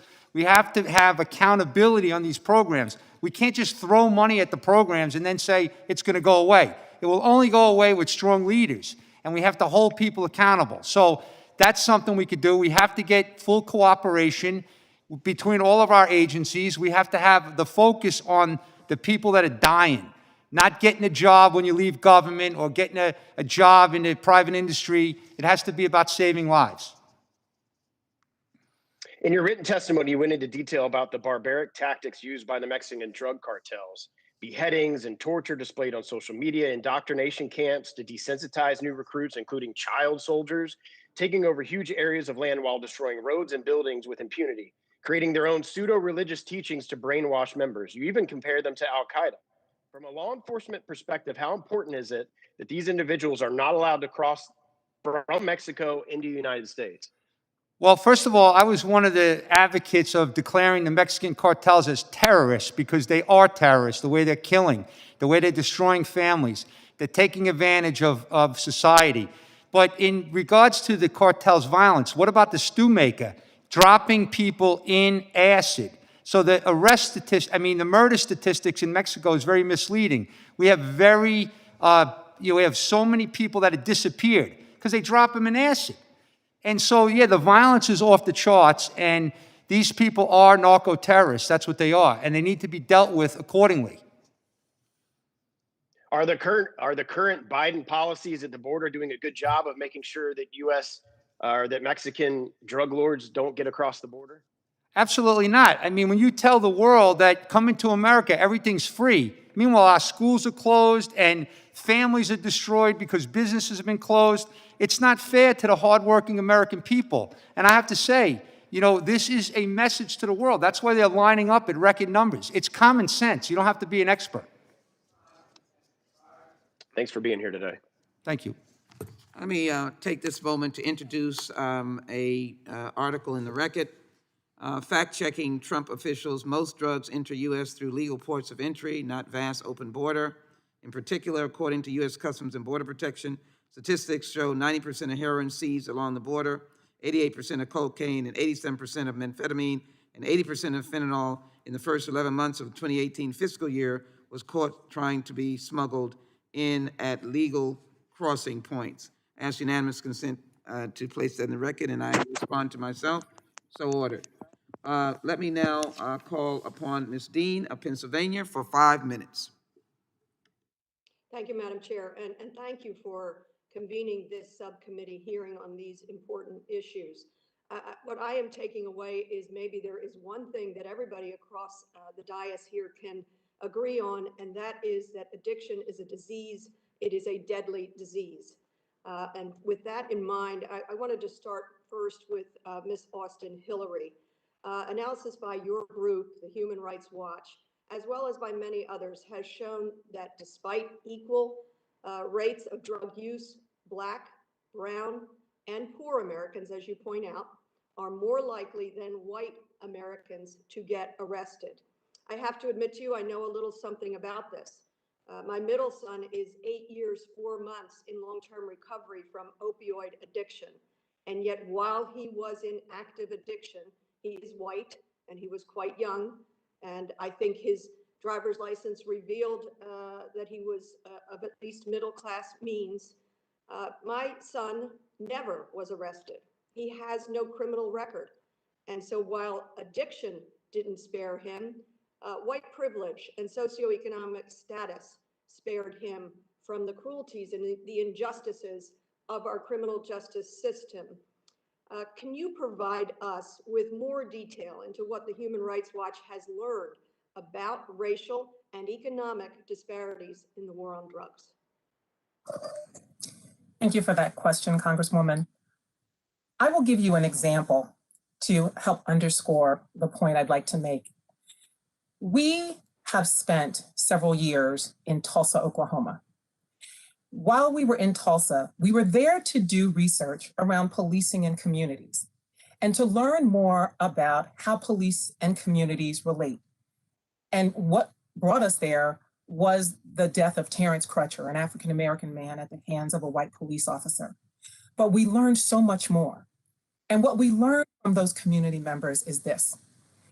They experienced specific targeting by police. And we didn't only talk to community members, we talked to individuals, all stakeholders with respect to an issue. We talked to the police officers, we talked to the police chief. And what we understood was that members of the Black community there felt that they were being specifically targeted in ways that their white counterparts in wealthier parts of the town were not being targeted. That's what we mean when we talk about systemic racism. That's why Mr. Henderson in his testimony earlier talked about white supremacy and racism. We have to start telling the truth, and that is that racism underlines many of the policy decisions that we put forth. We have to learn and understand how we take that out of policymaking and focus on the end goal, which is protecting people and communities. Until we do that, Congresswoman, we will continue to see these kinds of disparities. We will continue to see these harms from systemic racism, and we will continue to see this kind of targeting. That's why the experience your son had is far different than so many of the people we represent and the people who we talk to in Tulsa communities. And we're so keenly aware of it.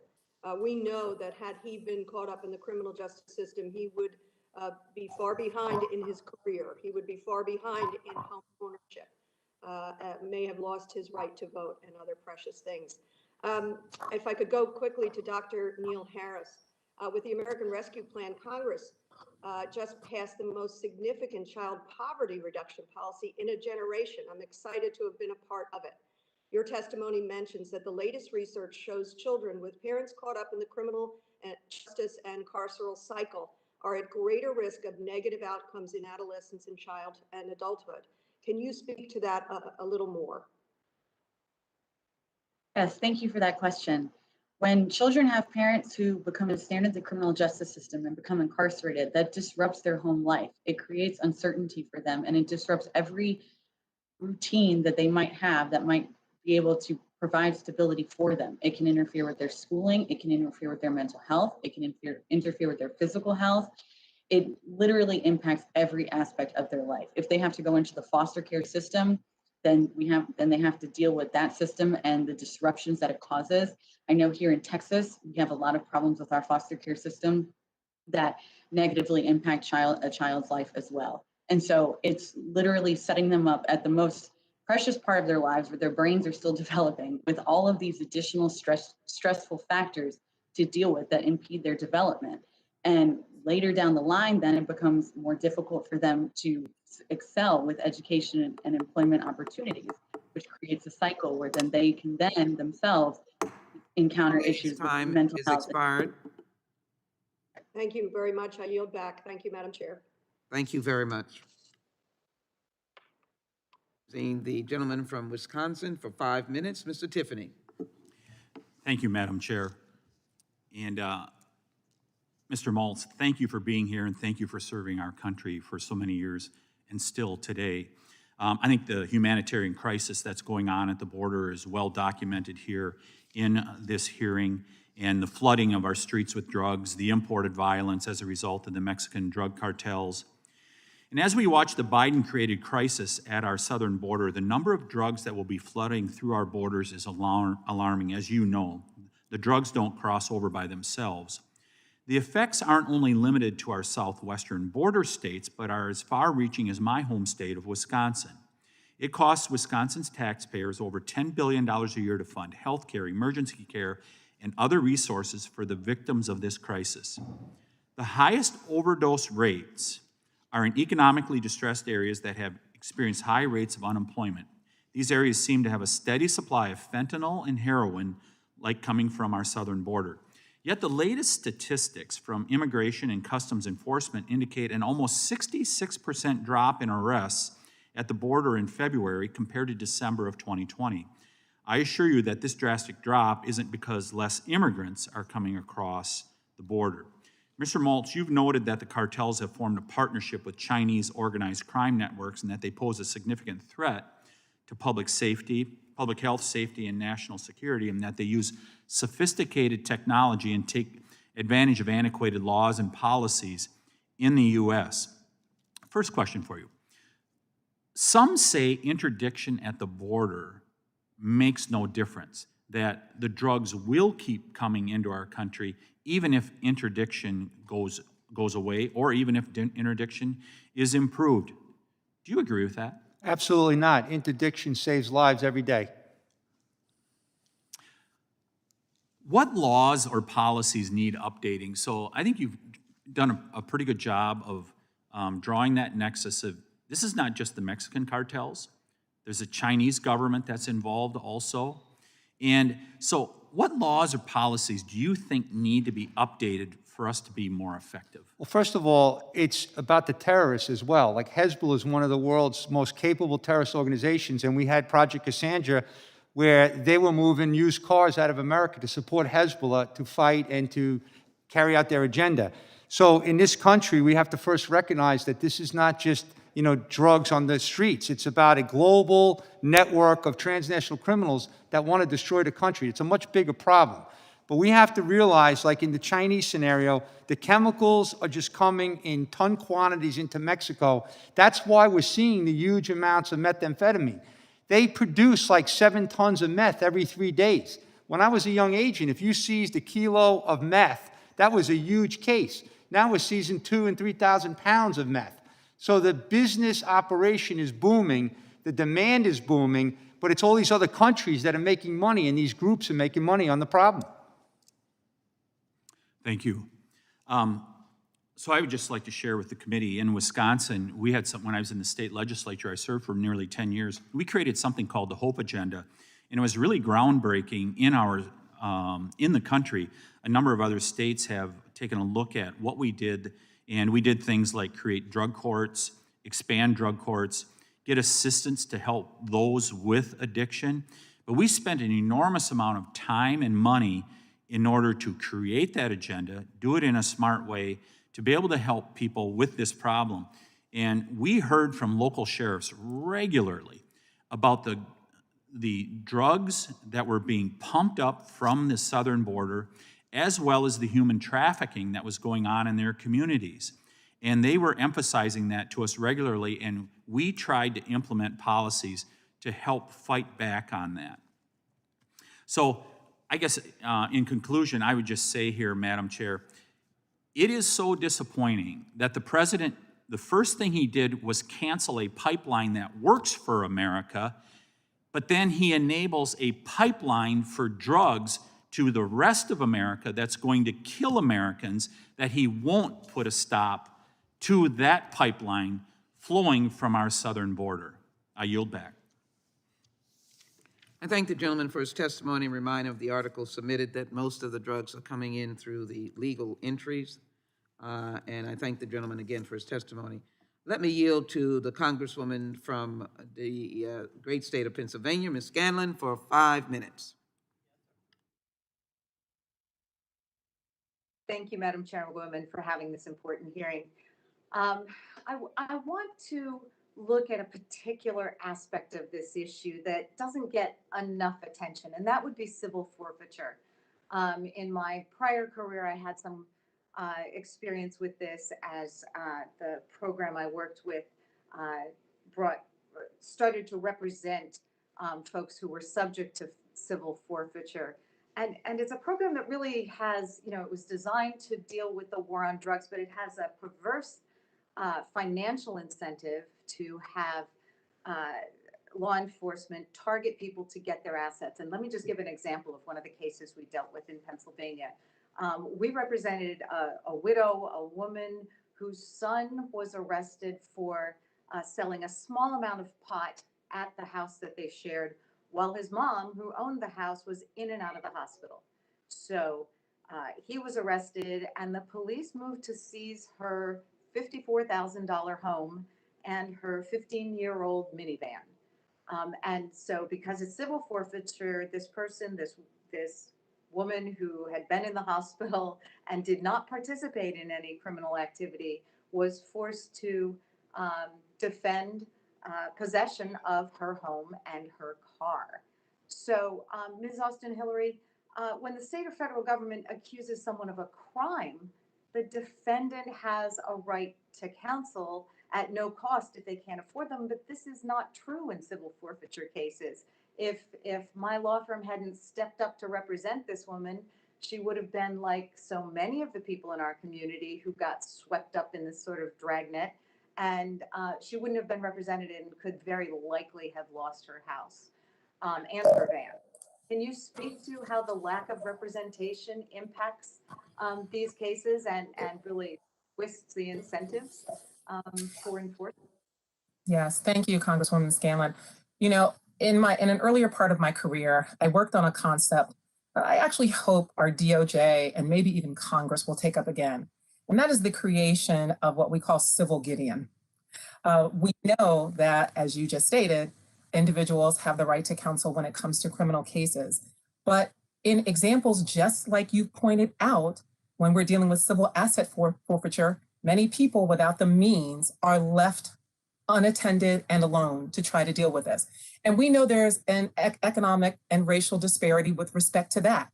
People who are in lower economic communities, people often in Black and Brown communities who don't have the same economic resources, cannot afford counsel to fight back with respect to these cases. And that's what they need. They need someone to fight back for them. And so we really need to look at what kinds of means and mechanisms can we put in place to give them that kind of protection. Civil Gideon is a way to do that.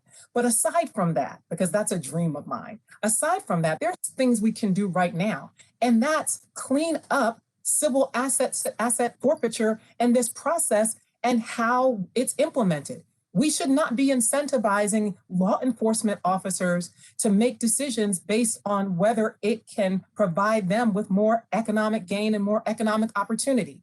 We should only have systems and mechanisms in place that focus on how they can do their jobs in the best way possible, how they can treat communities fairly and equitably. And that's the bottom line. There should be no incentive for them to make additional monies off of these crimes. That's where we have to start. And hopefully at some point, we can also have a good discussion about civil Gideon. You're speaking to my heart there. One of the things that was particularly troubling about how civil forfeiture was being enforced in our region was that folks like our client, the widow with limited means, were the folks who were being targeted. At the same time, we were not seeing, the kid out in the suburbs who had done a pot deal on the side have his family's $100,000 or $200,000 home seized. So from your research or your work, has civil forfeiture proven effective at reducing crime or drug use? Or has it been part of the harmful impact on the same Black and Brown communities that were disproportionately harmed by other flawed approaches? There's been a lot of research done, and there are many organizations beyond Human Rights Watch that have been focusing on this. And so we need to look at the full body of work. But certainly, we have seen that this is targeted activity and that, yes, it has a disparate impact on these communities. Just like the stories that you've talked about, the Leadership Conference on Civil and Human Rights has done a great deal of work on this. They are coalition partners of ours, and we know that they have been focused on how can we cut down on this disparate impact. Again, this is about the larger discussion of systemic racism, and what kinds of choices we're making, and are we making choices based on race and economics? Time has expired. Safety. Thank you. Thank you. I would appreciate if I saw Dr. Henderson nodding his head there, if he is able to respond offline, I would appreciate that, and I yield back. I thank the Congresswoman for her indulgence, and I hope that Dr. Henderson will respond accordingly at a later time. Let me now, Mr. Gomert, I believe gentleman is not present in the room. You're reserving. Thank you so very much. It's now time to yield to the gentlelady from Missouri for 5 minutes. Ms. Bush, our Vice Chair. Yes. St. Louis, and I thank you, Madam Chairwoman, again for convening this hearing. The vicious and carceral drug war that has prioritized punishment over treatment, violence over healing, and trauma over dignity has influenced all of our lives. Growing up in St. Louis, I saw the crack cocaine epidemic rob my community of so many lives. And I'm not talking about what I heard or read. I'm not talking about what I watched on television. I'm talking about the people who I was around all the time, people who I knew and was in community with, loved ones, I saw picked off and put into a system that was this revolving door. I lived through a malicious marijuana war that saw Black people arrested for possession at 3 times the rate of their white counterparts, even though usage rates are similar. As a nurse, I've watched Black families criminalized for heroin use while white families are treated for opioid use. And now, as a Congresswoman, I am also seeing the pattern repeat itself with fentanyl as the DEA presses for an expanded classification that will criminalize possession and use. This punitive approach creates more pain, increases substance use, and leaves millions of people to live in shame and isolation as they battle drug use with limited support and healing. And if you don't know it, go into the communities and start sitting with people and really hearing their stories and finding out their struggles. Sometimes you got to do the deep work. This is an issue that affects all communities, from my neighborhood in St. Louis to the edge of Lake Erie in Ohio. And somehow we have put aside science and compassion in favor of trauma and punishment, all the while leaving people to fend for themselves. Dr. Harris, why is national drug policy reform essential for reducing the federal prison population and for providing states with a blueprint for effective policy change? Thank you for your question and for your passion on this issue. Federal reform is essential for states to follow suit. We saw this, if you look back in the 1980s, when the federal government ratcheted up penalties for cocaine, for crack, and the disparities it created for crack and cocaine, we saw the states follow suit. And so we know that the states will do what we see the federal government do on these issues. So if the federal government takes leadership, we will see more responsible policy at the state level. We also know that punishment does not work. We've been talking a lot about mandatory minimums here. Mandatory minimums levy very severe sentences, but they do not deter people from using drugs. The very nature of addiction suggests that people are not going to they will use drugs regardless of what the consequences are. And so that approach will not work. We've been talking a lot about the demand for drugs and the cartels. Absolutely, cartels can be dangerous organizations and very profitable. That is because of the demand for drugs that we have in the United States, and we have not addressed that demand. We have 40 years to show that we have not addressed that demand, and it is time to try something else instead of continuing the same failed policies. Thank you, because our jails were not originally purposed to be treatment centers. And yet our jails have become the largest mental health institutions in America. This is sickening. People with a history of substance use are being sent to jails and have been for a long time that are in no way equipped to treat their trauma or addiction. This is a public health crisis. Too often drug offenses are born out of poverty. And if we don't want to actually address poverty, then this is the situation. This system allows those with wealth to more easily escape the trauma of police raids, civil asset forfeiture, and mandatory minimums, which you all have been talking about, because they can afford those top-notch treatments while the rest of the country is left to hurt in silence. So, Ms. Hillary, what is your main concern about mandatory minimum sentencing for drug offenses and its devastating collateral impact on people's lives? And then when you answer that, is there any reason that these types of crimes should be treated differently than other offenses? Quickly, Congresswoman, thank you. My main concern is that mandatory minimums are excessive. It's like using a sledgehammer to put a small tack into a wall. It's too much and it doesn't really do the job. That's number one.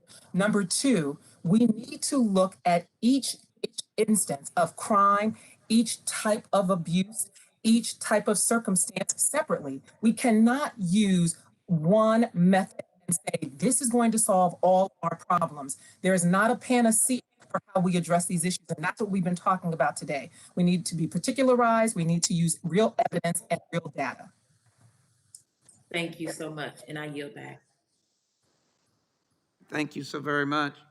The colleagues on the other side continues to reserve, and it's my privilege now to call upon Mr. Cicilline for 5 minutes. Thank you to you, Chairwoman Jackson Lee, and to Chairman Nadler for organizing this hearing today, and thank you to our witnesses for sharing their expertise on how to improve drug policy and work toward addressing the decades of fentanyl drug policy in this country. Let me just fix that here, sorry. The war on drugs, we know, has led to the over-criminalization of Americans, with communities of color experiencing over-surveillance, leading to increased arrests and disproportionately harsh sentences.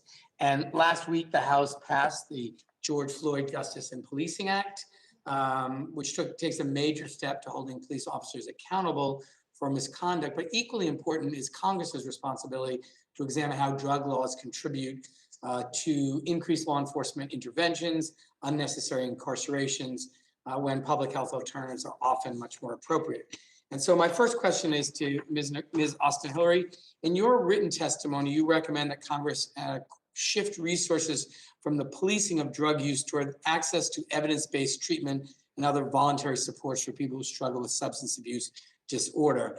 Can you elaborate and really discuss the importance of the need to take a public health approach to addressing drug abuse as opposed to the approach that we've taken in the war on drugs? Yes, and thank you, Congressman, for that question.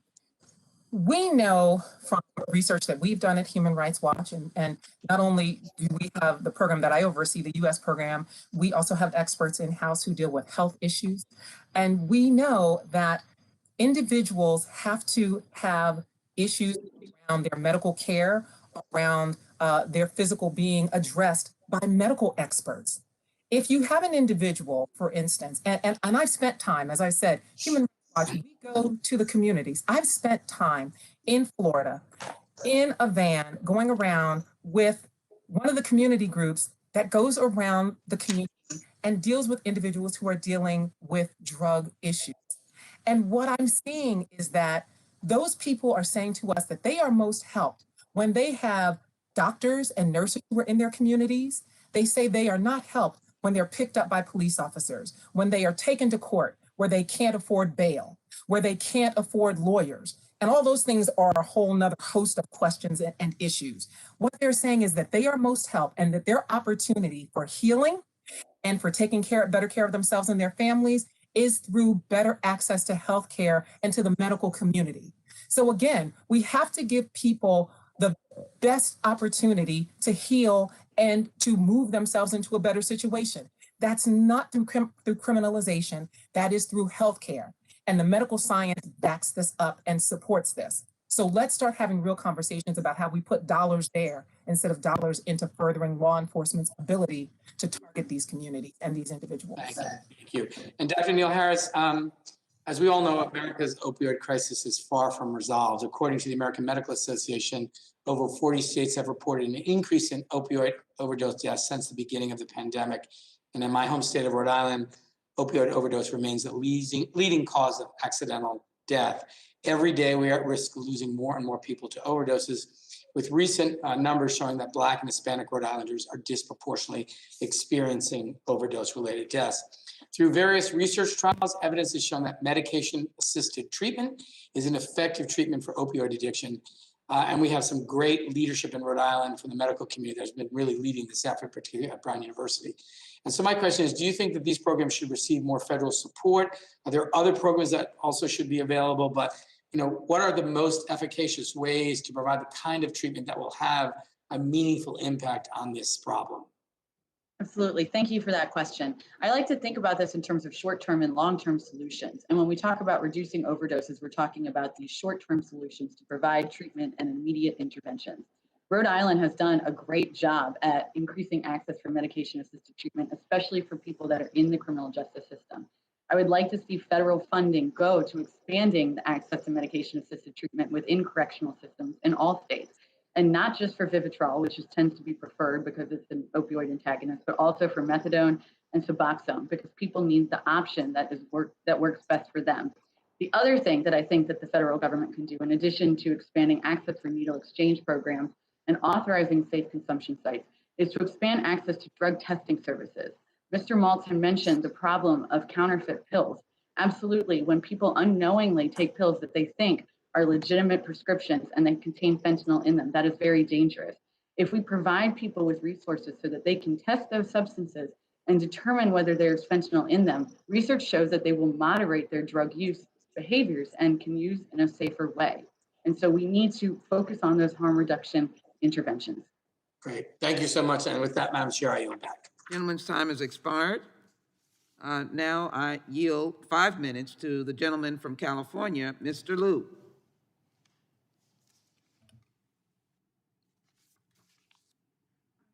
Happy to yield now 5 minutes to the gentleman from California as well, Mr. Correa. Gentleman is Madam Chair, can you hear me okay? Can you hear me okay? Hear you very well, sir. Thank you. Thank you very much for holding this very, very important hearing. I'm out of Orange County, California. One of the things I did the last few months was to visit our juvenile hall, where I found that most of the young ladies in juvenile hall are there because of prostitution. Prostitution related to trying to raise money by selling their souls and bodies to pay for drugs. I also have a good relationship with the local police officers, good police officers, and it breaks my heart to know that we're giving them the impossible job of fixing our societal problems of homelessness, drug addiction, and mental health. You know, you take a deep breath and you think about the decades-long war on drugs, 4, maybe 5 decades of this war. And I have a question for each one of our panelists here today. Are we winning the war on drugs? Ms. Austin Hollerith, yes or no? We are not winning the war on drugs. The numbers show that the Mr. Henderson, yes or no? No, we're not. Mr. Maltz. No, we're not. I'm sorry. But we Ms. are making Neil a difference, Harris, saving lives. yes or no? Thank you. Ms. Neil Harris, are we winning the war on drugs? No, we are not. Yes or no question to each one of our panelists. Do the incarceration of drug addicts, does that help them go straight? Yes or no? Just jail straight out drug addicts. Ms. Austin Hollerith. No. Mr. Henderson. No. Mr. Maltz. Can't answer that question. It's too vague. Putting a drug addict in jail, does that straighten him or her out? If they have a drug addiction Yes or issue, no? jail is not the answer. Thank you. Ms. Neil Harris. No. Thank you very much. Ms. Austin Hollerith, should we study what other states are doing, what other nations are doing when it comes to addressing drug addiction? Treatment instead of rehabilitation, I should say treatment, rehabilitation instead of jail. Should we address drug addiction as a medical issue instead of a criminal issue? Absolutely, yes. Mr. Maltz. Drug addiction must be dealt with the professionals. Is a medical issue or is a medical issue? Excuse me, is a medical or criminal issue? Addiction's a medical issue, of course. Mr. Henderson. Yes, we should. Ms. Austin Hollerith. Yes, we should. And Congressman. Mr. Maltz, you talked about Mexican cartels and corruption. Is that not corruption fueled by American dollars? Dollars from American drug users, yes or no? Well, certainly there's millions and millions of dollars being generated from the demand here in America, but corruption is a Yes or separate no? issue. Are those dollars fueling corruption around the world? Obviously. Yes or no? That's a yes, correct? Yes, sir. Mr. Maltz, if we seal the southern border, will that stop Americans from using illegal drugs? It will help. So Chinese chemicals, precursors that don't come in through Mexico, they won't come through Canada? They might. Might. Would you consider the Canadian border secure? I don't think it's very secure because all the resources are going to the southern border now. So they're both insecure. Would you consider our Atlantic and Pacific ports secure when it comes to drug trade, Mr. Maltz? CBP needs more resources to secure these borders. It's impossible to do it with what they have. secure? Yes. Are they secure, yes or no? They're doing a great job, absolutely. So the ports are secure from drug trade? Not totally secure, but they're making a lot of seizures. Yes? Yes or no? Okay. And finally, Mr. Maltz, America is good when it puts its focus on a certain effort. A few decades ago, we essentially sealed off the Caribbean when it came to drug trade. We're pretty good at sealing that up. But what we ended up doing was really diverting that drug trade inland. In that process, we essentially destabilized the countries of a whole continent, Mexico and Central America, and yet the drugs kept flowing. That's why I'm saying this drug trade, this drug war, 4, 5, 6 decades has not worked. And my question to you, sir, do you think sealing the Mexican border will bring us success when it comes to the drug war? 100% it will help. It's not going to solve the problem 100%, but it will help for sure. So Americans will stop using drugs once you seal the Mexican border? I never said that. Gentleman's time has expired. Would Americans stop? Thank you, Madam Chair. Thank you very much. Now yielding to the gentleman from Utah for 5 minutes, Mr. Owens. Well, you have 15 seconds or so to wrap up anything that you're trying to say during that last interaction, or you're okay? I mean, obviously, sealing the border is not going to stop the addiction all over America because it's been out of control for so many years. We didn't put the money into the education, to the treatment, to the rehabilitation. We ignored it. All these poor people got addicted, and the cartels took complete advantage of the addicted population to make billions of dollars. But securing the border is going to help keep these poisonous drugs out of the country, yes. Thank you. Thanks so much. I'm glad we're having this conversation. It's a very important issue to me.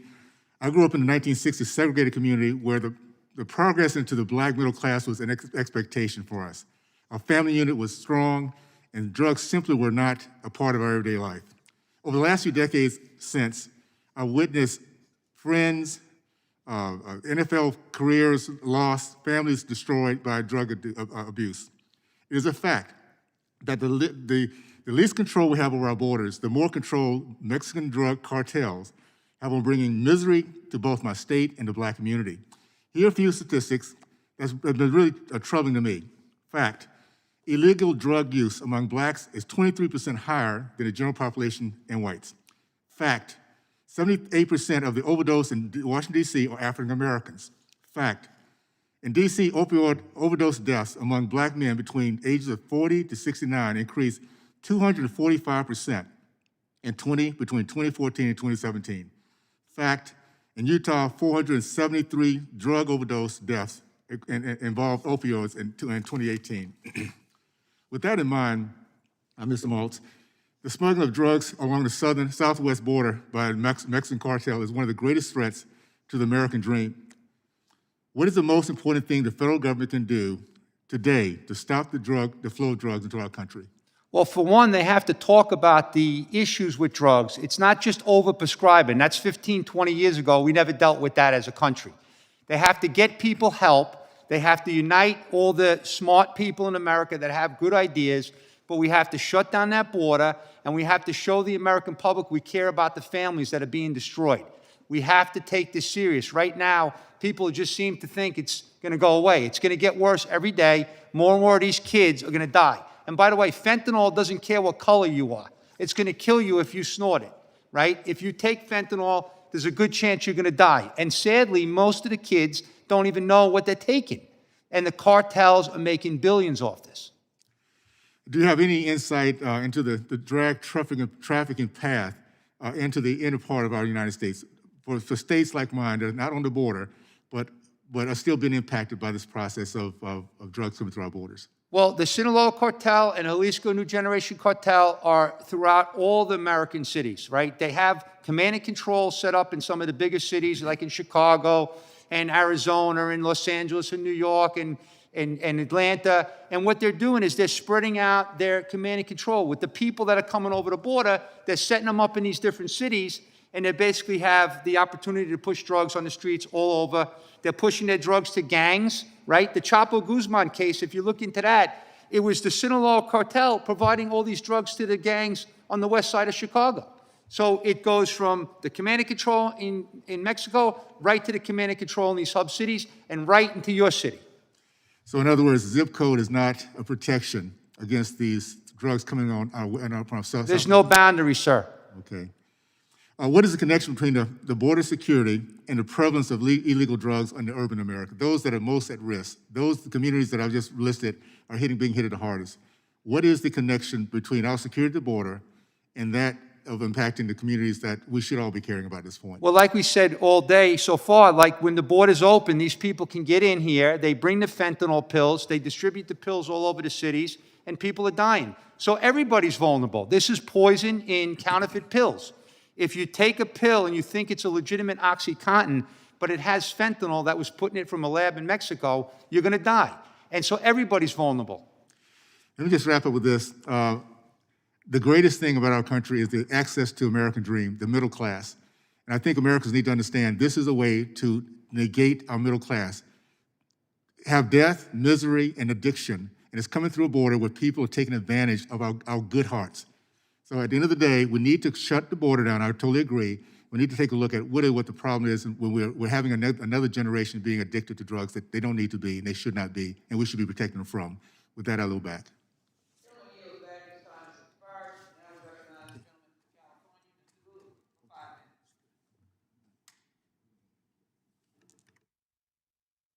Mr. Lewis Thank recognized you. for 5 minutes. Thank you, Chairwoman Jackson Lee, for holding this important hearing. I want to thank all their panelists for your time and expertise today. My first question is to Mr. Maltz. I believe in response to a question from Congressman Correa, you had stated that if someone's addicted, jail time is not the answer. Am I saying that accurately? My opinion is if somebody's addicted, they need help from an addiction specialist, a medical specialist, a social worker. Putting them in jail is not going to help the problem. Thank you. Appreciate that. So, Ms. Neil Harris, I believe earlier you had stated that about 90% of the legal drugs are in fact not stopped or caught or interdicted. Is that correct? Yes, and Mr. Maltz had said that about 10% are stopped or interdicted, which would mean that 90% are not. So my view is if we keep doing the same thing over and over again and expect a different result, that does come close to the definition of insanity. And we've been at this war on drugs for many decades. It does not appear to have gotten better. It actually appears to have gotten worse. So it seems to me we should now look at other ways to try to reduce people using drugs, particularly if they're addicted. Because if they're addicted, it seems to me that it's a medical issue. What we actually would need is treatment. And so I'd like to ask about opioids. And Ms. Neil Harris, I'll ask you this. So it seems like part of the reason there's an opioid epidemic is because people would get prescription opioids because they got into a car injury or some other sort of surgery or something where they wanted to relieve pain. The doctor prescribed it. And then all of a sudden, 2 months later, they realized they're addicted to this. It's not like they went and sought out to get addicted. Does it make any sense to put those people into jail? Thank you for that question. And no, it does not make sense to put those people in jail. And I'd like to briefly clarify the distinction between dependence and addiction. And it's an important one to make when we're talking about opioids. If I got surgery and had to take opioids for an extended amount of time, if I had to take them, say, for 10 days straight, my body would become physically dependent on those drugs. It would be difficult for me for a few days to stop using them. That is a different process than psychological addiction. What happens when people take these drugs, it doesn't only alleviate physical pain, it also helps them feel better about other things that are wrong in their lives. And we've talked a lot here about the root causes of addiction: poverty, inequality, mental health problems, mental illness, physical illness, all of these things.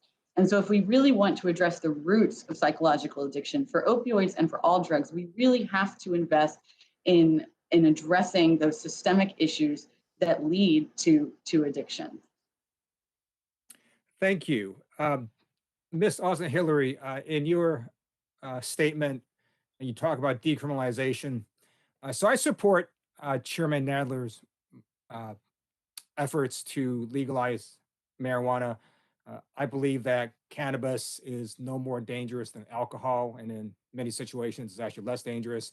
And I think it's just a remarkably stupid use of federal resources to spend even a single penny trying to prosecute and jail people for cannabis use. However, I do recognize that some opioids are in fact more dangerous than alcohol. But I'm curious, Ms. Austin-Hillary, what would it look like if we were to decriminalize opioid use? Congressman, thank you for that question. I would point back to an example that I brought up during my oral testimony and that I've also included in my written testimony, which is that there are templates available when we look at countries such as Portugal. When Portugal applied to decriminalization, that didn't mean that there were absolutely no crimes related to drugs any further. That just meant they were smarter about drugs, and they were smarter about making sure that individuals who use drugs for personal use were not then penalized for that. Personal drug use is an issue that mostly involves that person, and it is about their personal choice, and that is a right. And that's how they started to look at that issue. Now, there are other issues related to drugs in Portugal for which one does get brought into the criminal justice system. But again, they don't treat it with one broad brush. They look in particular at the different drugs. They look at the different outcomes. They look at how communities are impacted, and they make decisions based on those differences. That's what we need to do if we were to look, and we should look at decriminalizing drugs for personal use here in the United States. Thank you, and I yield back. Gentleman's time has expired.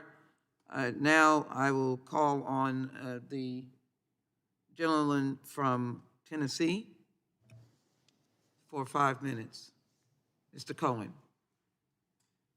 Thank you, Madam Chair. Appreciate your calling this hearing on this important subject.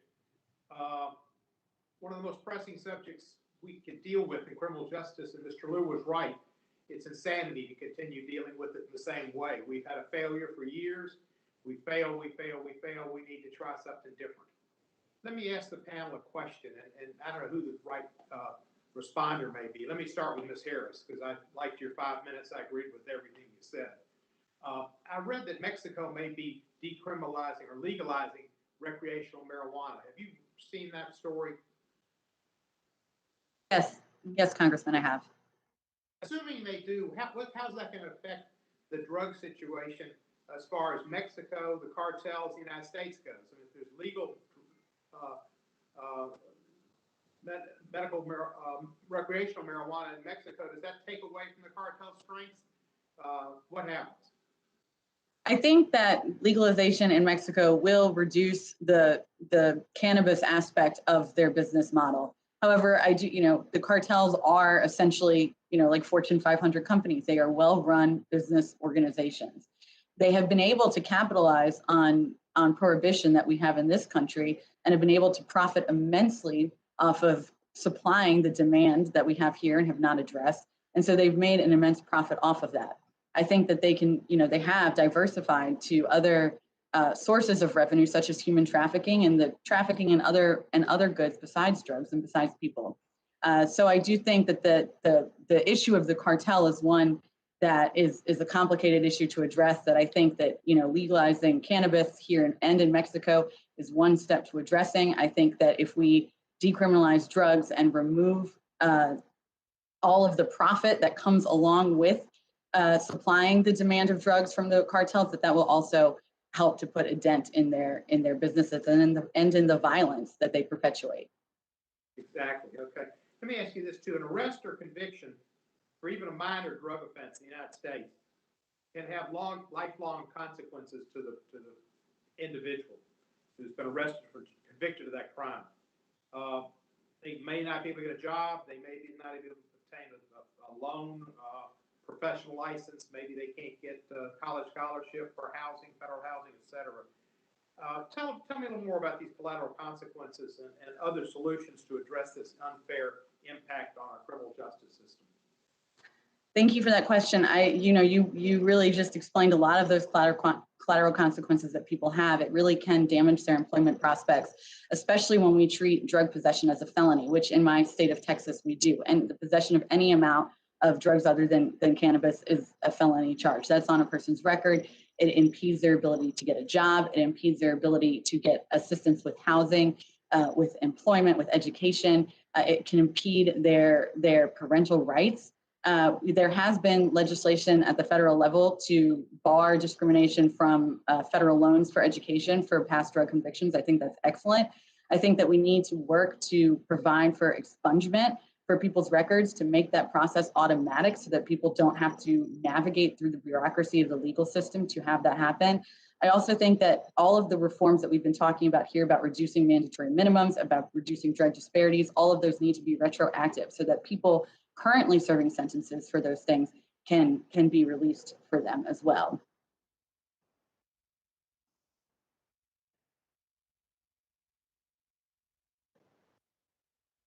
I'm sorry, I think you might be muted. Mr. Cohen, you may be muted. We're not hearing you.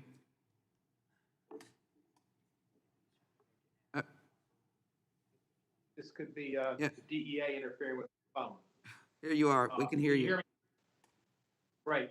Ms. Austin Hillary, I have a bill that would allow federal judges to expunge an individual's record if they go 7 years without any kind of offense at all, if they had just a victimless drug crime. Do you think that'd be good?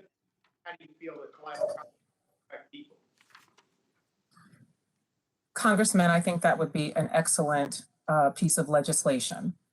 What we need to do is to give people second chances. That's really what we're talking about. When you were addressing the collateral consequences, it is about giving people opportunities.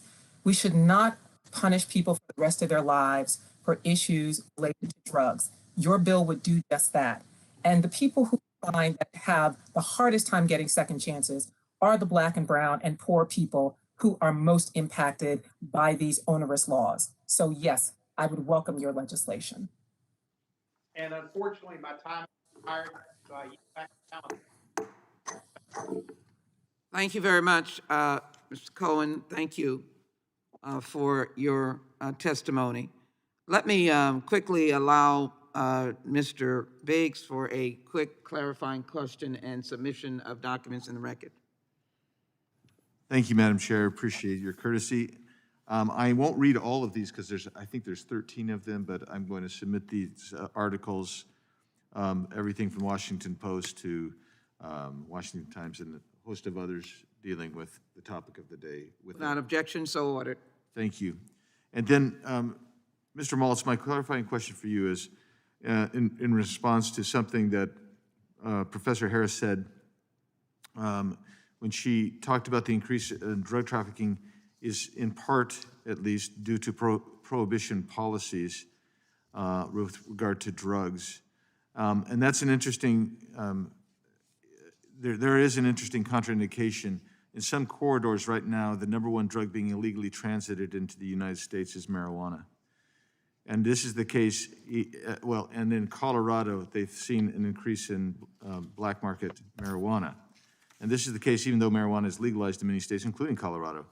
And the rationale that has been suggested, not today by anybody on the panel, but in other studies that I've read, is that domestic pot costs more because of taxes and regulatory schemes, and that because of those additional tax burdens and regulatory burdens, what we see is it is still cheaper for cartels to transit a pot across the border where they can't create the grow houses that they're creating in the United States. Is that accurate? Yes, I mean, the people that are using marijuana do not want to pay these exorbitant prices that they would have to pay because of the taxes. So the black market's going to explode, and the Chinese and the cartels are going to continue to get the marijuana into the United States. We see the same thing with cigarette trafficking, right? People don't want to pay $13 a pack of cigarettes in New York City, so they buy the cigarettes in the black market. This is nothing new, and it's going to continue. Thank you, and I appreciate the chair. Not at all to the ranking member. Let me quickly clarify 2 points. First of all, quickly, Dr. Henderson, if you could, there was some discussion about middle-class African Americans and maybe suggesting that why is this happening? This does not necessarily need to happen to a population of African Americans. Can you do a deep dive very quickly on why the idea of addiction and possession for African Americans winds up with incarceration and mass incarceration? Yeah, thanks for the opportunity to chime in here. One of the realities that we understand, and I want to correct the record, supply side drug interdiction has never worked. It's never been effective in any period of the war on drugs. We understand that. We also understand that 75% of the individuals who have been convicted at the federal level for fentanyl have been people of color.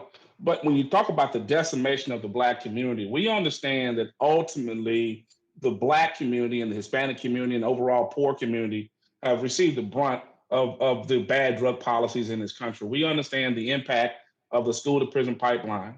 We understand the reality of being incarcerated, and we understand the mark of a criminal record. And I think this committee for having the opportunity to conversate about possible solutions to moving this country in the right direction. But ultimately, we have to reframe our thinking in the right direction and focus on harm reduction. Thank you. Ms. Austin Hillary, a quick response to that dichotomy. I am in complete agreement with Mr. Henderson. It is those very circumstances that lead to disparities. And I also need to point out that there are economic changes that make it very difficult to compare the circumstances that existed for African Americans 40 and 50 years ago than exist now. Changes such as gentrification and other kinds of policy reforms have made the African American experience different and in many ways more difficult for African Americans to access some of the benefits that they might have had available to them previously. So we have to keep these in context. Thank you, Mr. Moss. Very quickly, you indicated that you were being stifled through some technology in terms of what information you can secure. And I want to make it very clear against the murderous big guys like the cartels. What was that specifically that you said that you were being stymied because of the encrypted aspects of what of the work that you were trying to do or what you were trying to obtain? Thank you for the concern. So obviously the communications are very vital to a law enforcement investigation. And if the bad guys are using encrypted apps that are being used every day all over America, law enforcement's not going to be able to intercept the content pursuant to a federal court order. So we have to look closer at the encryption issue with these new types of technologies. Excellent. Thank you. I wanted to clarify that for the record. Thank you. Ensure all of us against the murderous bad guys. Thank you so very much. Let me indicate that we appreciate very much the witnesses who have been very open and very provocative and very thorough. Let me thank Nicole Austin Hillary, Executive Director of the Human Rights Watch, Dr. Howard Henderson, Director of the Center for Justice Research, Texas Southern University, Derek Maltz, 28 years in public service with DEA, and Dr. Catherine Neal Harris, the Alfred C. Glassell III Fellow in Drug Policy at Rice University. Thank you very much for your testimony. This concludes today's hearing. Thank you to our distinguished witnesses for attending. Without objection, all members will have 5 legislative days to submit additional written questions that the witness or additional materials for the record. The hearing is adjourned. Thank you again.